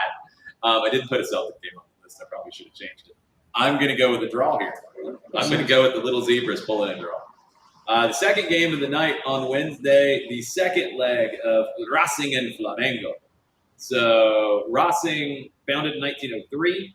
They are the first Argentine club to win both the Copa Libertadores and the Intercontinental Cup, doing so in 1967. Didn't they beat Celtic in that Intercontinental Cup, Jared? Yes. Yes, they did. That game. Sorry, I'm choking on water. That game also was. I think one of the legs was marred by basically everything short of a riot. Violence. It was marred by violence. Yes. Yes. And anger got in the way. The Argentine clubs were a little violent at that time. Mm-hmm. They were not very well received by some of the British. Well, Celtic was also on high horse at that time because remember they just come off winning the European title. They went and broke Catenaccio. Yes. They beat Inter Milan. They went down in that game. Inter Milan had to lead, and Celtic came back and won it because Jock Stein's system was basically like the Dutch on caffeine with the way they moved total football at the time. Where that went for Scotland, God only knows. It was total football and Buckfast. But they were like, we're going to play this beautiful, wonderful game. It's going to be fast. It's going to be fluid. It's going to be, why does that team have multiple knives? Oh, God, why are they running at us? That's what happened. They did not actually have knives. It's funny that you mentioned that because the next Intercontinental Cup, it was Estudiantes in Manchester United. And Estudiantes was known for having little pins that they would prick people with. So not knives, but they would poke people with it. They were not ready for combat, basically. No, definitely not ready for combat. Racing, back in the day, before they beat Celtic in the Intercontinental Cup, they were known as La Academia because the opponents, when they went through their amateur era in the 1913 1919 era, when they won 7 straight league titles, people said they played academic football, intelligent, stylish, technical, and methodical. So, Academia. Flamengo, they were founded as a rowing club. So we've got clubs that were founded as gymnastics and fencing clubs and rowing clubs. Flamengo started their football side in 1911, same as our friends from Italy. One of the most popular, huge in Rio, tons of trophies. They've never been relegated from the top flight. They are the favorites in this one on the road in Buenos Aires, plus 120. The draw's plus 240. Racing at home is a plus 220. Flamengo won the first leg 1-0. John, what do you pick? Flamengo. You're picking Flamengo to go to Racing and win again. Yes. Okay. No Santi Sosa. Okay. Jared, what do you pick? Don't care. Give me Racing. I'm picking Racing as well. I'm going for it. I think they're going to find a way. They're going to do it for Santi. They're going to hold up his jersey in front of everybody. That'd be cool. Santi doesn't know his own name after No. that hit. Asked him what his name was, and he said like Thursday or something. Yeah, he wobbled pretty bad, and he was going to come back in, and I'm like, no. That's the still photo that was circulated? There were a whole bunch of still photos. They were all He looked like Leonard Sphinx in the 8th round. Yes, it was bad. Thursday on Picks of the Week, we're going to CONCACAF. Olympia hosting Alajuelense in the CONCACAF Central American Cup semifinal second leg. The first leg finished 1-1 in Costa Rica last week. Olympia, they were founded in 1912 originally as a baseball club in Honduras. Fifth different sport we've had. They shifted to football pretty soon after that. Olympia, they were white. They have a lion in their crest. They were inspired by Olympic ideals. Olympia, purity, excellence, unity. Alajuelense, founded in 1919. Cash grab. They actually started as a soccer club. They chose red and black, inspired partly by Milan. Red, black, stripe. They said it represented passion and strength, and that's what they wanted their club to embody. They were the first Costa Rican club to own their own stadium, the Estadio Alejandro Moreno Soto, built in 1940. And their motto is Fe, Coraje, and Corazón. Faith, courage, and heart. That's painted above the players' tunnel in the stadium. So 2 Lion teams, Los Leones de Olimpia and the Leones Rojinegros of La Liga, which is kind of weird. Like, I always wondered about this, so I had to look it up. Alajuelense, they're known as La Liga, the league. They were founded as the Liga Deportiva Alajuelense, which is the LDA. Sports League. Okay, got it. But they're not a league. No. They were founded in 1919. The founders, a group of local athletes and community leaders, wanted the club to represent all sports in Alajuela, not just football. So they went league instead of club, like sporting club or whatever. Didn't really work out. Liga Deportiva stuck, though. So then they got called La Ligue, and it kind of then turned the other side because they win so often. They're like, they are the league. Yeah, they won the league, so they are. Yeah. So there you go. This one is in Honduras. It was 1-1 in the first leg. The stadium they're playing in is in Tegucigalpa, the Estadio Nacional. It is known as the Lion's Cave. It'd be a tough one for Alajuelense. 1-1 coming into the second leg. Jarrett, what are you picking? Olympia and Alajuelense. No odds on this one because it's complicated. We're seconds. Yeah, nor should there be. This is beautiful chaos. Man, I think it's because we saw them before. Give me Alajuelense. Here to go with La Liga. All right, John. Home side. Olympia. Olympia. I'm going draw. It's going to go to extra time. It's going to be chaos. That's going to be so. And so, of course, the week that he's picking all of the draws and I'm picking like actual teams would be the week when all the draws hit. I did that last week, and who won last week, John? I believe that would be you. Yeah, thank you. Friday. Friday. No, that's years old, and we don't do that anymore, and you should stop it. It's not funny. He's not going to stop it. No, he did. He forgot to do it the first 2 weeks. And then he decided to bring it back, which is just bad. It's very bad. Friday, we go to Guadalupe for the first time ever on Pick of the Week. It is AS Gossier versus, I think it's Dynamo, but it could be Dynamo. Le Moule. It is actually, it's Guadeloupe, that's where we are, but it is part of the Coupe de France in the Guadeloupe zone in Group B, and it's the final of Group B. I'll explain. AS Gossier, they have a league title. They won it in 2020. They won again in 2021. They are known as Les Requins, the Sharks. Dynamo. The name was inspired by the Eastern European teams when they were founded in the 70s, like Dynamo Kiev, Dynamo Moscow. So they liked it. They went with that. They are Dynamo Le Moule. Now, Guadeloupe, if you are not familiar with them, you're not CONCACAF-y enough. But Guadeloupe is not an independent country. It is an overseas department of France. So it's officially part of the French Republic. It's just in the Caribbean. Their football federation is affiliated with the French Federation, but also with CONCACAF, but not with FIFA. That's why they don't qualify for a World Cup. But they can play in the Gold Cup, which we have seen them in the Gold Cup before. So, because they are part of the French Republic, they get to participate in the Coupe de France. They can enter French domestic competitions. So whoever wins the Guadeloupe regional bracket earns a place in the 7th round of the Coupe de France. That's where the overseas territories join the national draw. So they then travel to France to play a mainland opponent, sometimes semi-pro, sometimes second division. The federation covers much of the travel expense. So the teams from Guadeloupe will enter alongside winners from Martinique, French Guiana, Réunion, Mayotte, which I did not know before this one, New Caledonia, so that's a long way, Tahiti. Each one sends a representative to the 7th round of the Coupe de France. So this one is essentially a semifinal. So it's Group B. The winner will play the Group A winner for the right to go into the tournament. Neither one of these teams have ever made it to the Coupe de France. What are you picking, John? Draw. You're picking a draw. Yes. And apparently in the round previous, there was a 17-minute delay due to a tablet problem. A tablet problem. Dynamo, this is translated. Then Dynamo didn't keep their fans waiting long to celebrate a goal. Jordan Chabrian, the referee, blew his whistle to start the match, and then Luigi Mouse, with the ball at his feet, gently rolled the ball with the flat of his foot to Kylian Barriol just behind him. What was the tablet doing? I don't know. It was probably Jarrett. What did you want me to do?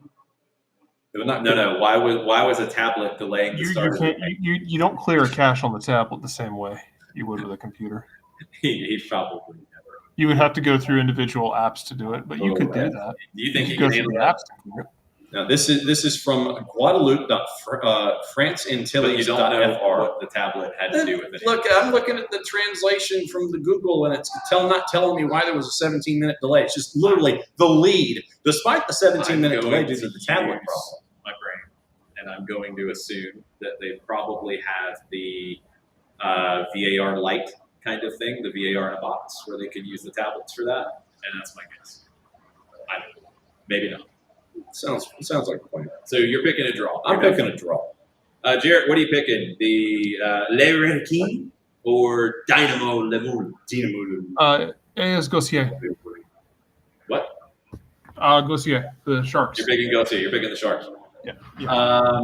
They're at home. I'm going to go with them. And it's plus I 100. want them to have to travel to the mainland to play a big club and then embarrass them. That would be amazing. If they could somehow beat, John Textor. That would be amazing to beat John Textor's out. But The last 5 matches, Gautier have won 2. There are 2 draws, and Le Moule have won the 5th. last 5 between. Yes. Okay. I'm going to go with, the home team, the Sharks. Le Requin. All right, let's go to Saturday. We're going to another place we've never been. Picks of the week. Botswana, the Premier League. It's Nico United hosting the Township Rollers. Yes. 3rd versus 6th. This is round 10 of the league. I don't think anybody's actually played 9 games, so why would you do that? T-W-N-S-H-I-P. No, it's not the Bay City Rollers. No, it is the Township Rollers. Both teams have only conceded 4 goals this season. I'm glad you had a reference that was on point. That's good. Nico United has played 8 games. The Township Rollers have played 7. They both conceded 4. Nico United, they are a club rooted in Botswana's mining town tradition. They were founded in 1969. Their colors are green and yellow. They are commonly known as Mojombolo because it's a tool used for mining. And in where they are based, it's a mining town. So Mojombolo gets shortened to the Jombies, and then they're known as the Baby Jombies because they bring forth a lot of young talent to the club. Oops. And then they took on the mock. What? Why'd you go oops? What? No, I said whoops. Oh, you went whoop. Why'd you go whoops? Johnny, whoops, Johnny. What? Pee Wee Herman. Keep going. You're doing Pee Wee references now? Yeah. Okay. They took on the motto, "We are baby zombies and we don't cry." To show their resilience. I'm just so We're glad. resilient. We're resilient. They don't cry. They're baby zombies. The Township Rollers, also fascinating. They were founded as the Mighty Tigers in 1961. They took on the Township Rollers name in 1965. They were founded by workers of the Public Works Department. The name Township Rollers comes from the fact that these workers were based in township areas of Gaborone and used road rollers as part of their work. The badge even features a mapping of early roads in Botswana, and it has the rollers on it, like literal rollers. The 1980s, they won a whole bunch of titles. 2018, they made the group stage of the CAF Champions League, the first club from Botswana to ever do it. We have no odds on the Botswana Premier League. It's very sad. I know that. Right? I know. This is a tough one. The baby zombies don't cry, and the other team's got like road rollers. So I don't know who to go with. Jared, who are you picking? Nico United and Township Rollers in Botswana. Oh my God. I don't know. I'm just so happy that it exists. I really want Nico United. I'm picking Nico United. They're the baby zombies. Come on, I'm picking the baby zombies. Like, I'm going with that. I need to find a baby zombie shirt if they win. If they win, I will find a Baby Jumbie shirt, Or even you if could I have, have to make it. I was going to say, your bootleg folks. they could I probably- might have to bootleg it myself. Yeah. If we can have the Baby Jumbies get a win over the Township Rollers. Who are you I think picking? I'm going to be a worthless coward and pick a draw. You're picking a draw, Jared. You are a worthless coward. John, who are you picking? Last 7 matches, Township Rollers have won 6. I'm going with the Rollers. You're going with the Rollers. If Baby Jumbies don't cry, they're going to win. I hope. Let's go to the second game on Saturday. This is actually a really big game. Real Sociedad and Athletic Club in La Liga. It's El Derby Vasco, so both from the Basque Country. For the longest time, neither one played anybody outside of the Basque Country. Athletic has stayed with that. The Real Sociedad club has not. They actually signed John Aldridge, an Irish striker, in 1989 to change that. They met in the Copa del Rey final in 2020, and it's one of the more fascinating ones because it's the 2020 Copa del Rey final. It was played in April of 2021. Mm-hmm. They agreed to postpone it until fans could attend because they both made the final, and it was a huge game. And it was the first major final between the two in over 100 years. The most respectful derby in the world is what this is known as. So they delayed it by a year so they could have fans in the building. And the scenes after the match, Real Sociedad won. They were consoling the Athletic players. It went viral. It was a big thing about Basque unity. Athletic Club, they are known as Los Leones. We have more lions. They wear red and white stripes. They play at San Mames, the cathedral. Real Sociedad, they were founded in 1909. They are known as the White and Blues in Basque. They wear blue and white stripes. You have red and white stripes and blue and white stripes. The Los Leones Athletic Club, it comes from the club's namesake, St. Mames. That's why they play at San Mames, who was thrown to lions in Roman times. Okay. Real Sociedad, they actually do get to say Real. It is royal. It was granted. They got the ability to use this by King Alfonso XIII in 1910. When Spain became a republic in the 1930s, Real Sociedad temporarily dropped the title and the crown from their crest. And they restored it only after the monarchy was restored. Makes sense. There you go.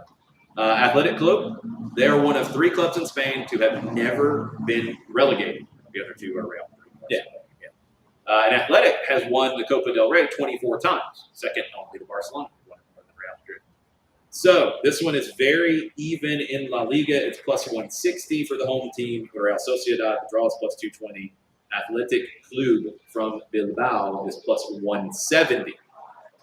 Very, very even. John, what do you pick? Since it's very, very even, I'm going draw. Okay, fair enough. Jared, what do you pick? Give me the home team. Give me Sociedad. I'm going with Athletic Club because Marcelo Bielsa worked there, and he's crazy. Yes, that is true. That's the reason. Not an inaccurate statement. It's true. Sunday, we go to the Bundesliga. I think for the first time this year. That is true. Wolfsburg versus Hoffenheim. Very even in this one as well. Wolfsburg plus 155, Hoffenheim plus 150, the draw plus 270. Wolfsburg, they were founded in 1945 as a club for Volkswagen factory workers after World War II. They're named the VFL in their name. It means, or it stands for what means Club for Physical Exercise. So they play in the Volkswagen Arena. You still have the Volkswagen logo on the shirts. Makes sense that, for football, it's for physical exercise. Yes, it does. Yeah, it does. Okay. It's like the 17th different sport we've had today having to do with clubs. No, there are many others that were founded as football clubs. This is another one. Oh, I was talking just exercise in general. I wasn't talking football clubs. No, they were founded as a football club. Oh, well, then they're normal. Carry on. I don't know. I'm just letting you deal with this because I have 2,000 miles of buffer. Yeah, it's not. De Wolfie, the Wolves. That's what they're known as. Yeah. It's Wolfsburg. Come on. The club's crest's got a stylized wolf head. I mean, what do you want? Mm-hmm. The mascot's a wolf named Wolfie. It's really not that original. You're hitting all the same notes the entire time. Let's go Wolves. When you can just hit layups all day long and it works, you just do it. I went to Eagles Landing High School. We were the Golden Eagles. We had to be the Eagles. We were Eagles Landing. I mean, You couldn't be the it Alligators. couldn't be the Landings.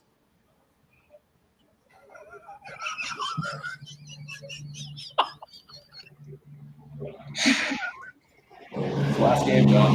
Last game. Offenheim.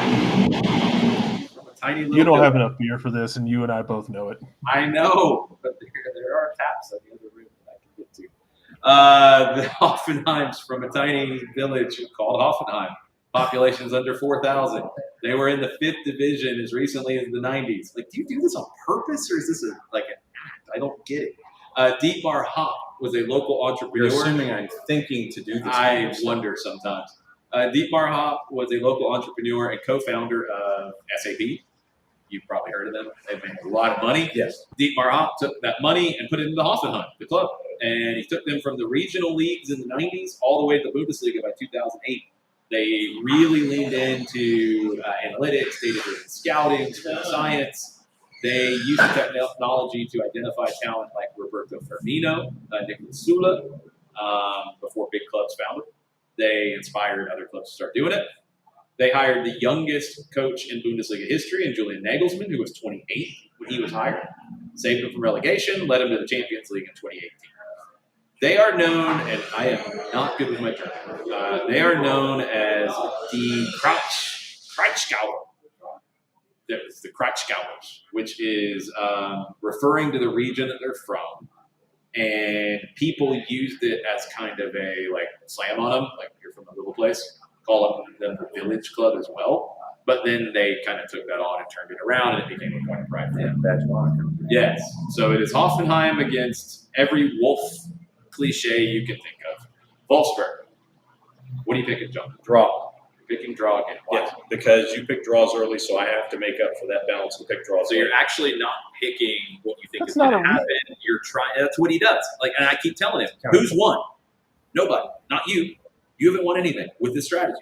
You should probably try to pick who you think's going to win. But it's also the last game on the board, and it's also the highest margin on the board. So if I'm behind it, It's not the highest margin. no, but no, of the three. Of the three of those three. So again, you're picking something based off of a board, not what you actually think is going to happen. Because if I'm trailing and I hit the 270, then I have a chance to win the week. Again, you're not picking based off what you think is going to happen.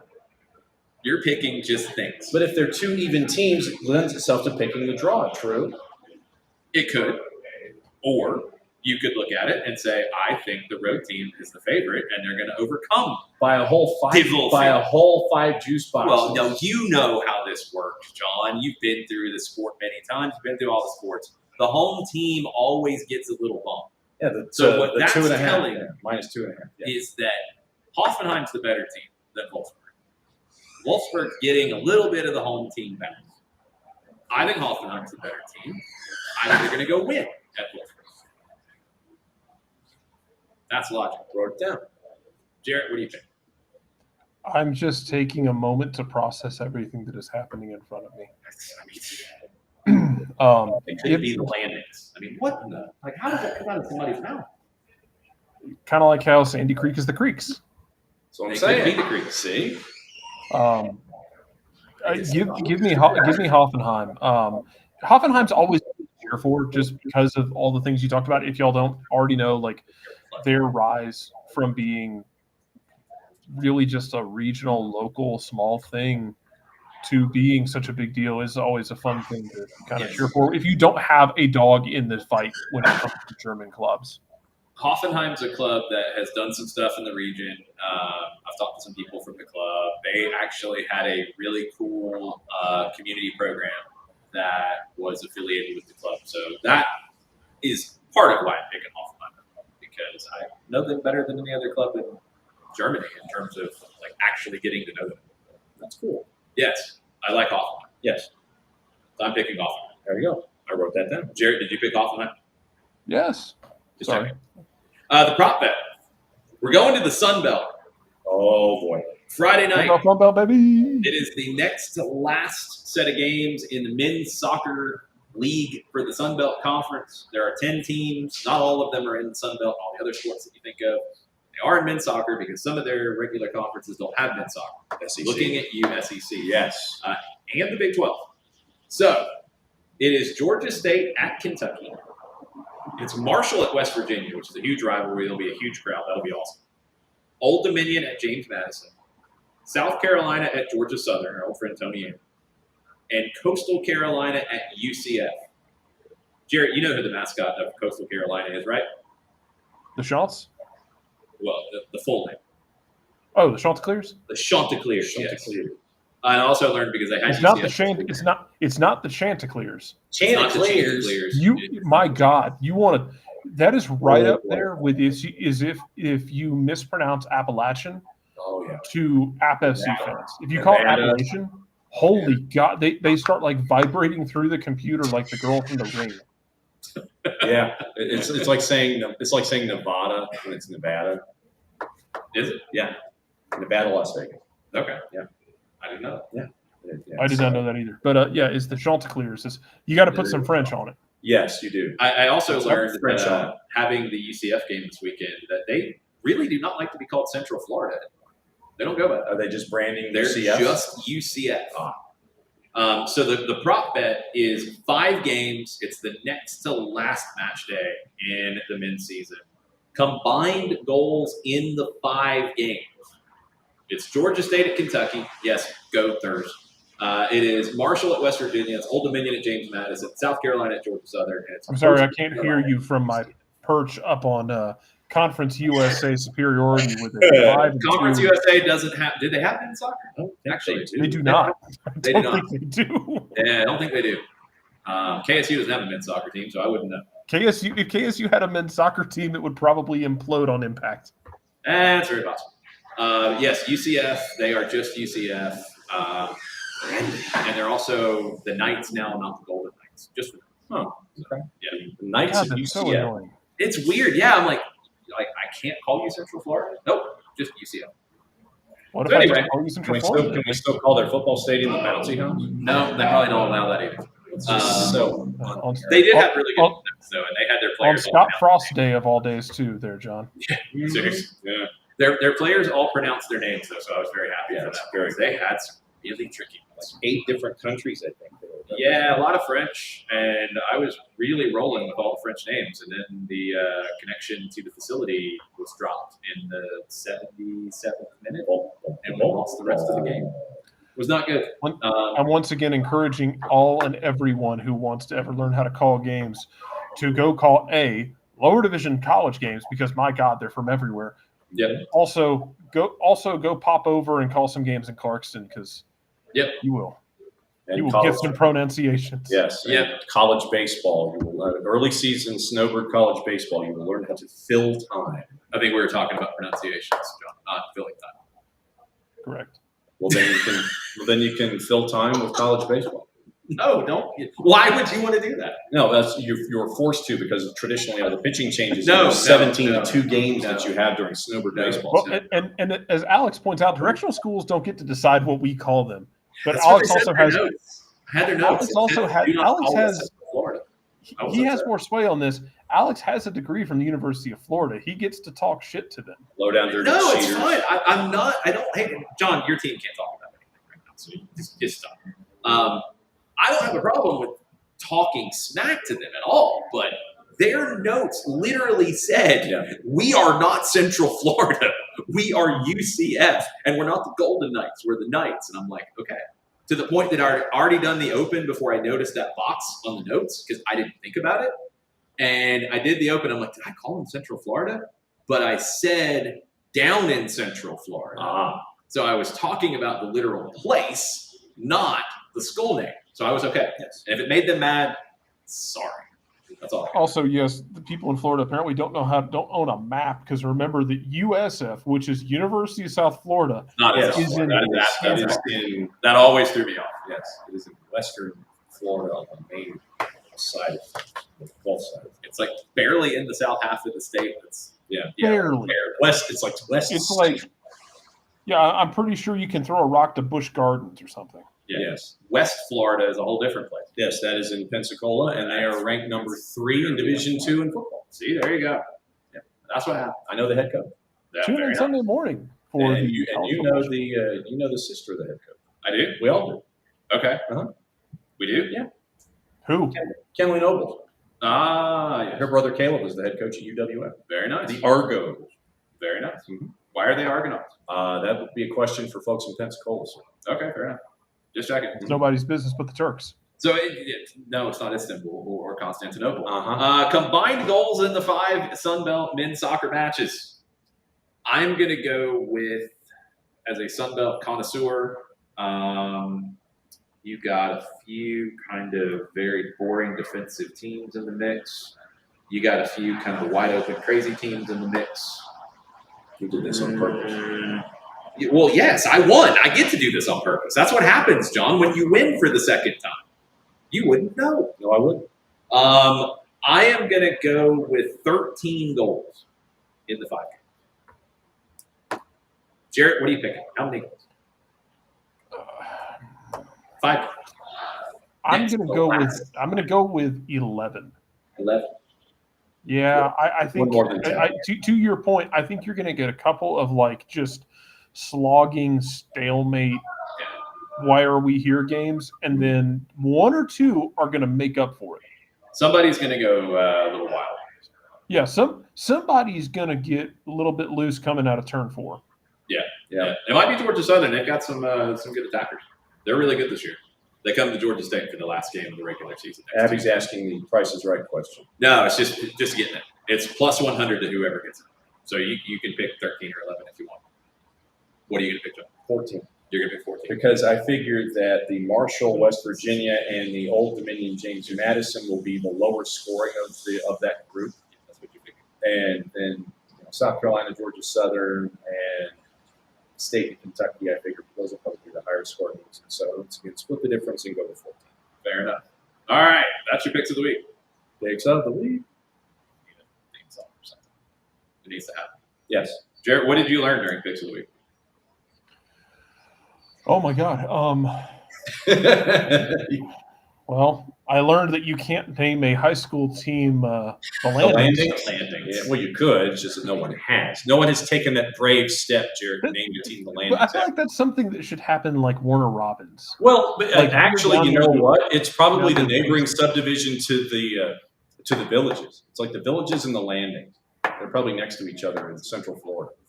I think so. The Villages is too busy trying to get through U.S. Open Cup without getting kicked out of You're their. going to cheat again. I'm going to have to bust them. Yeah, really? As you should. Yeah.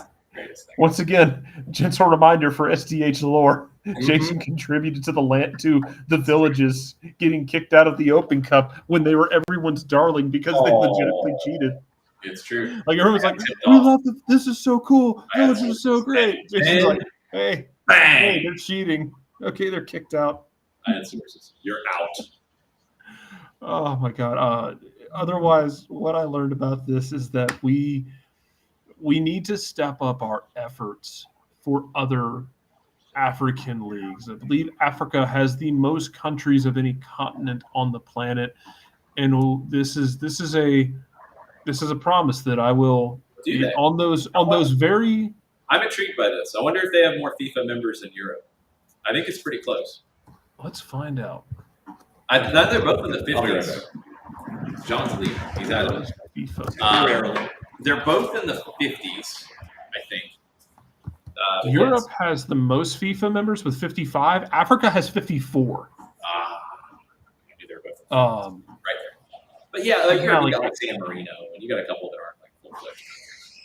Yeah, but Africa has an obscene amount of countries, more so than I think we ever think about.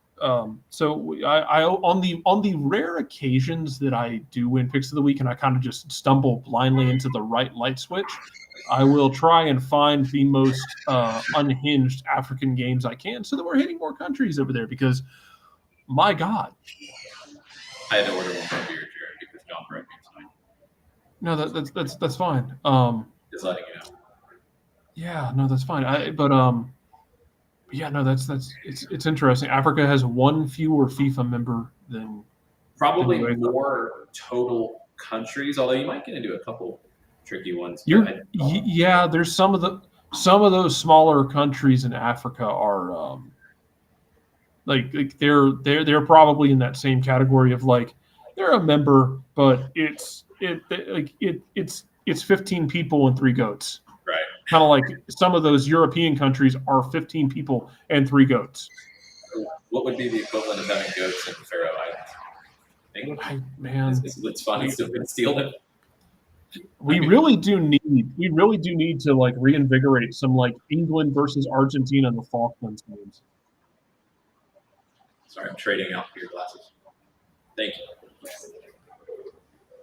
All right. Yes. I learned a lot about the Botswana Premier League.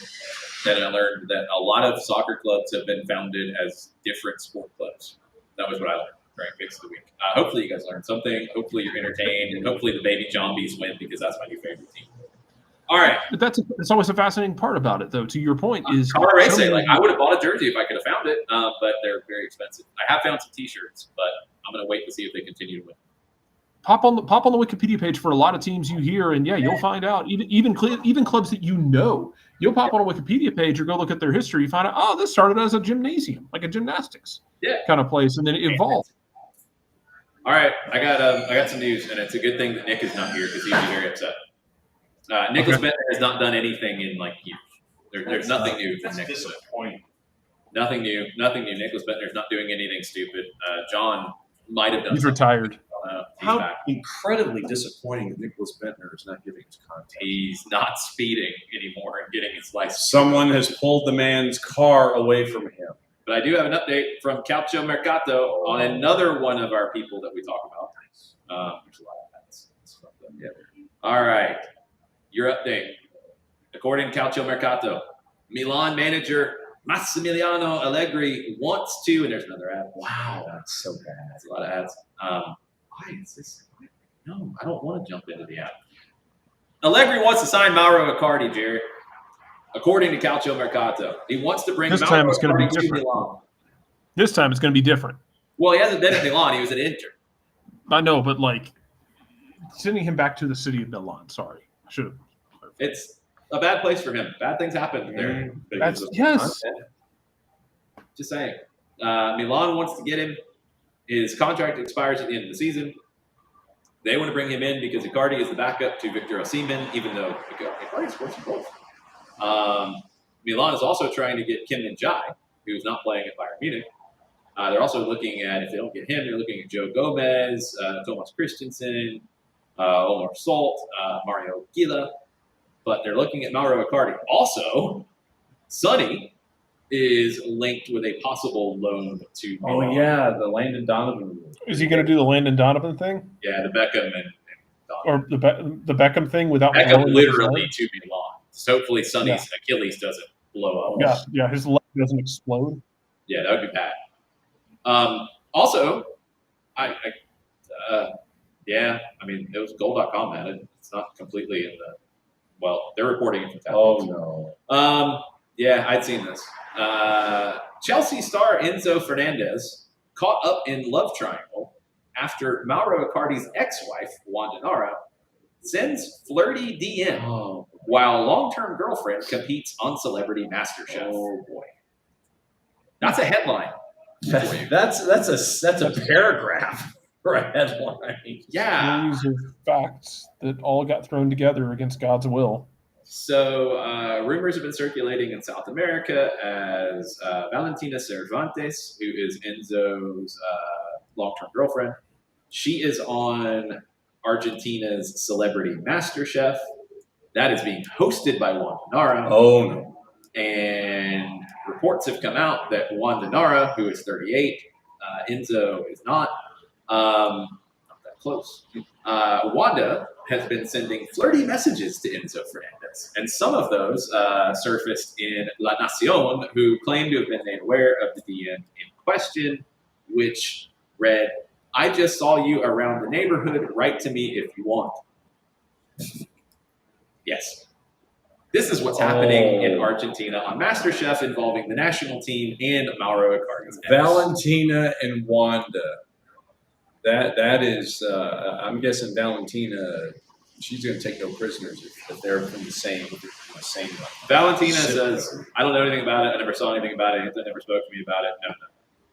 it's claimed that Enzo said, "Hey, I got this. This is whatever." Wanda said she was just being polite.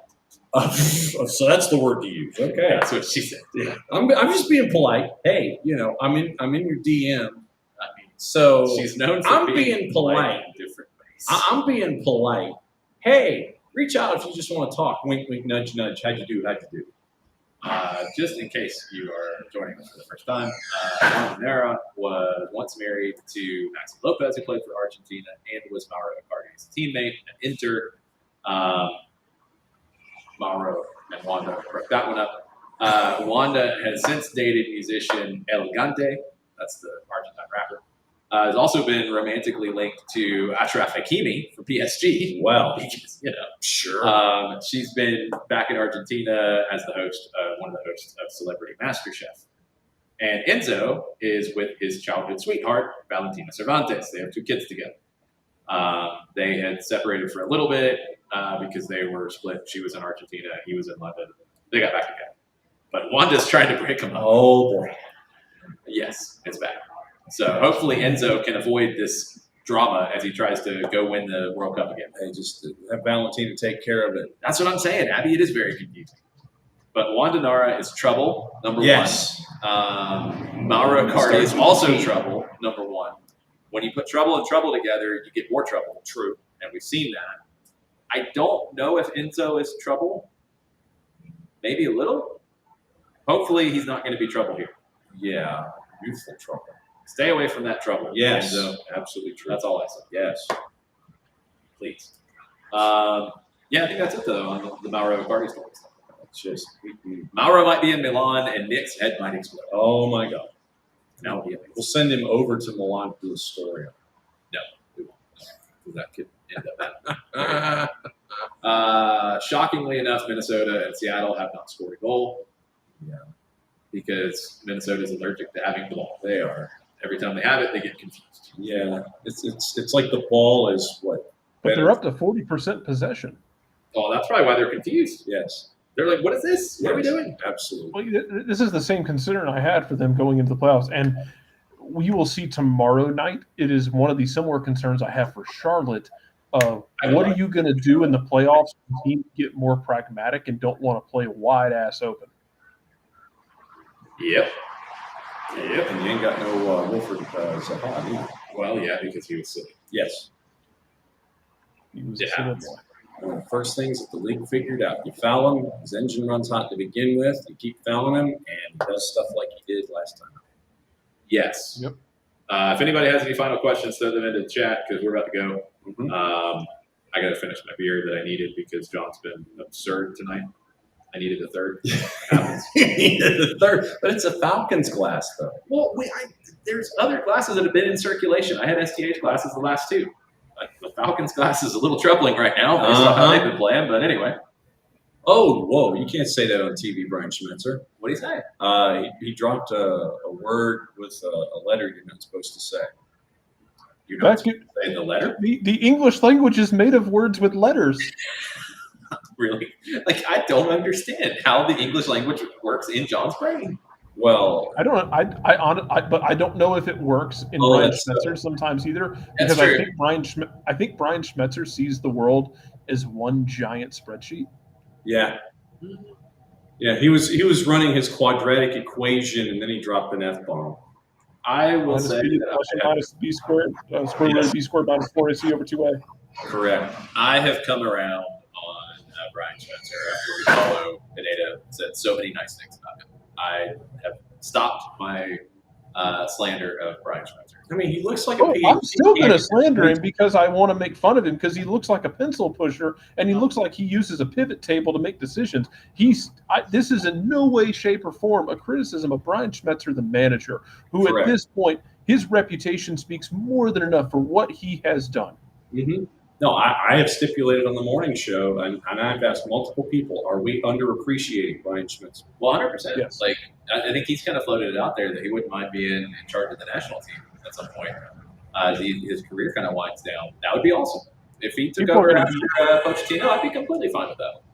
People are going to be in a special hell when Brian Schmetzer, whether that happens or not, ends up like in a really nice gig with Seattle.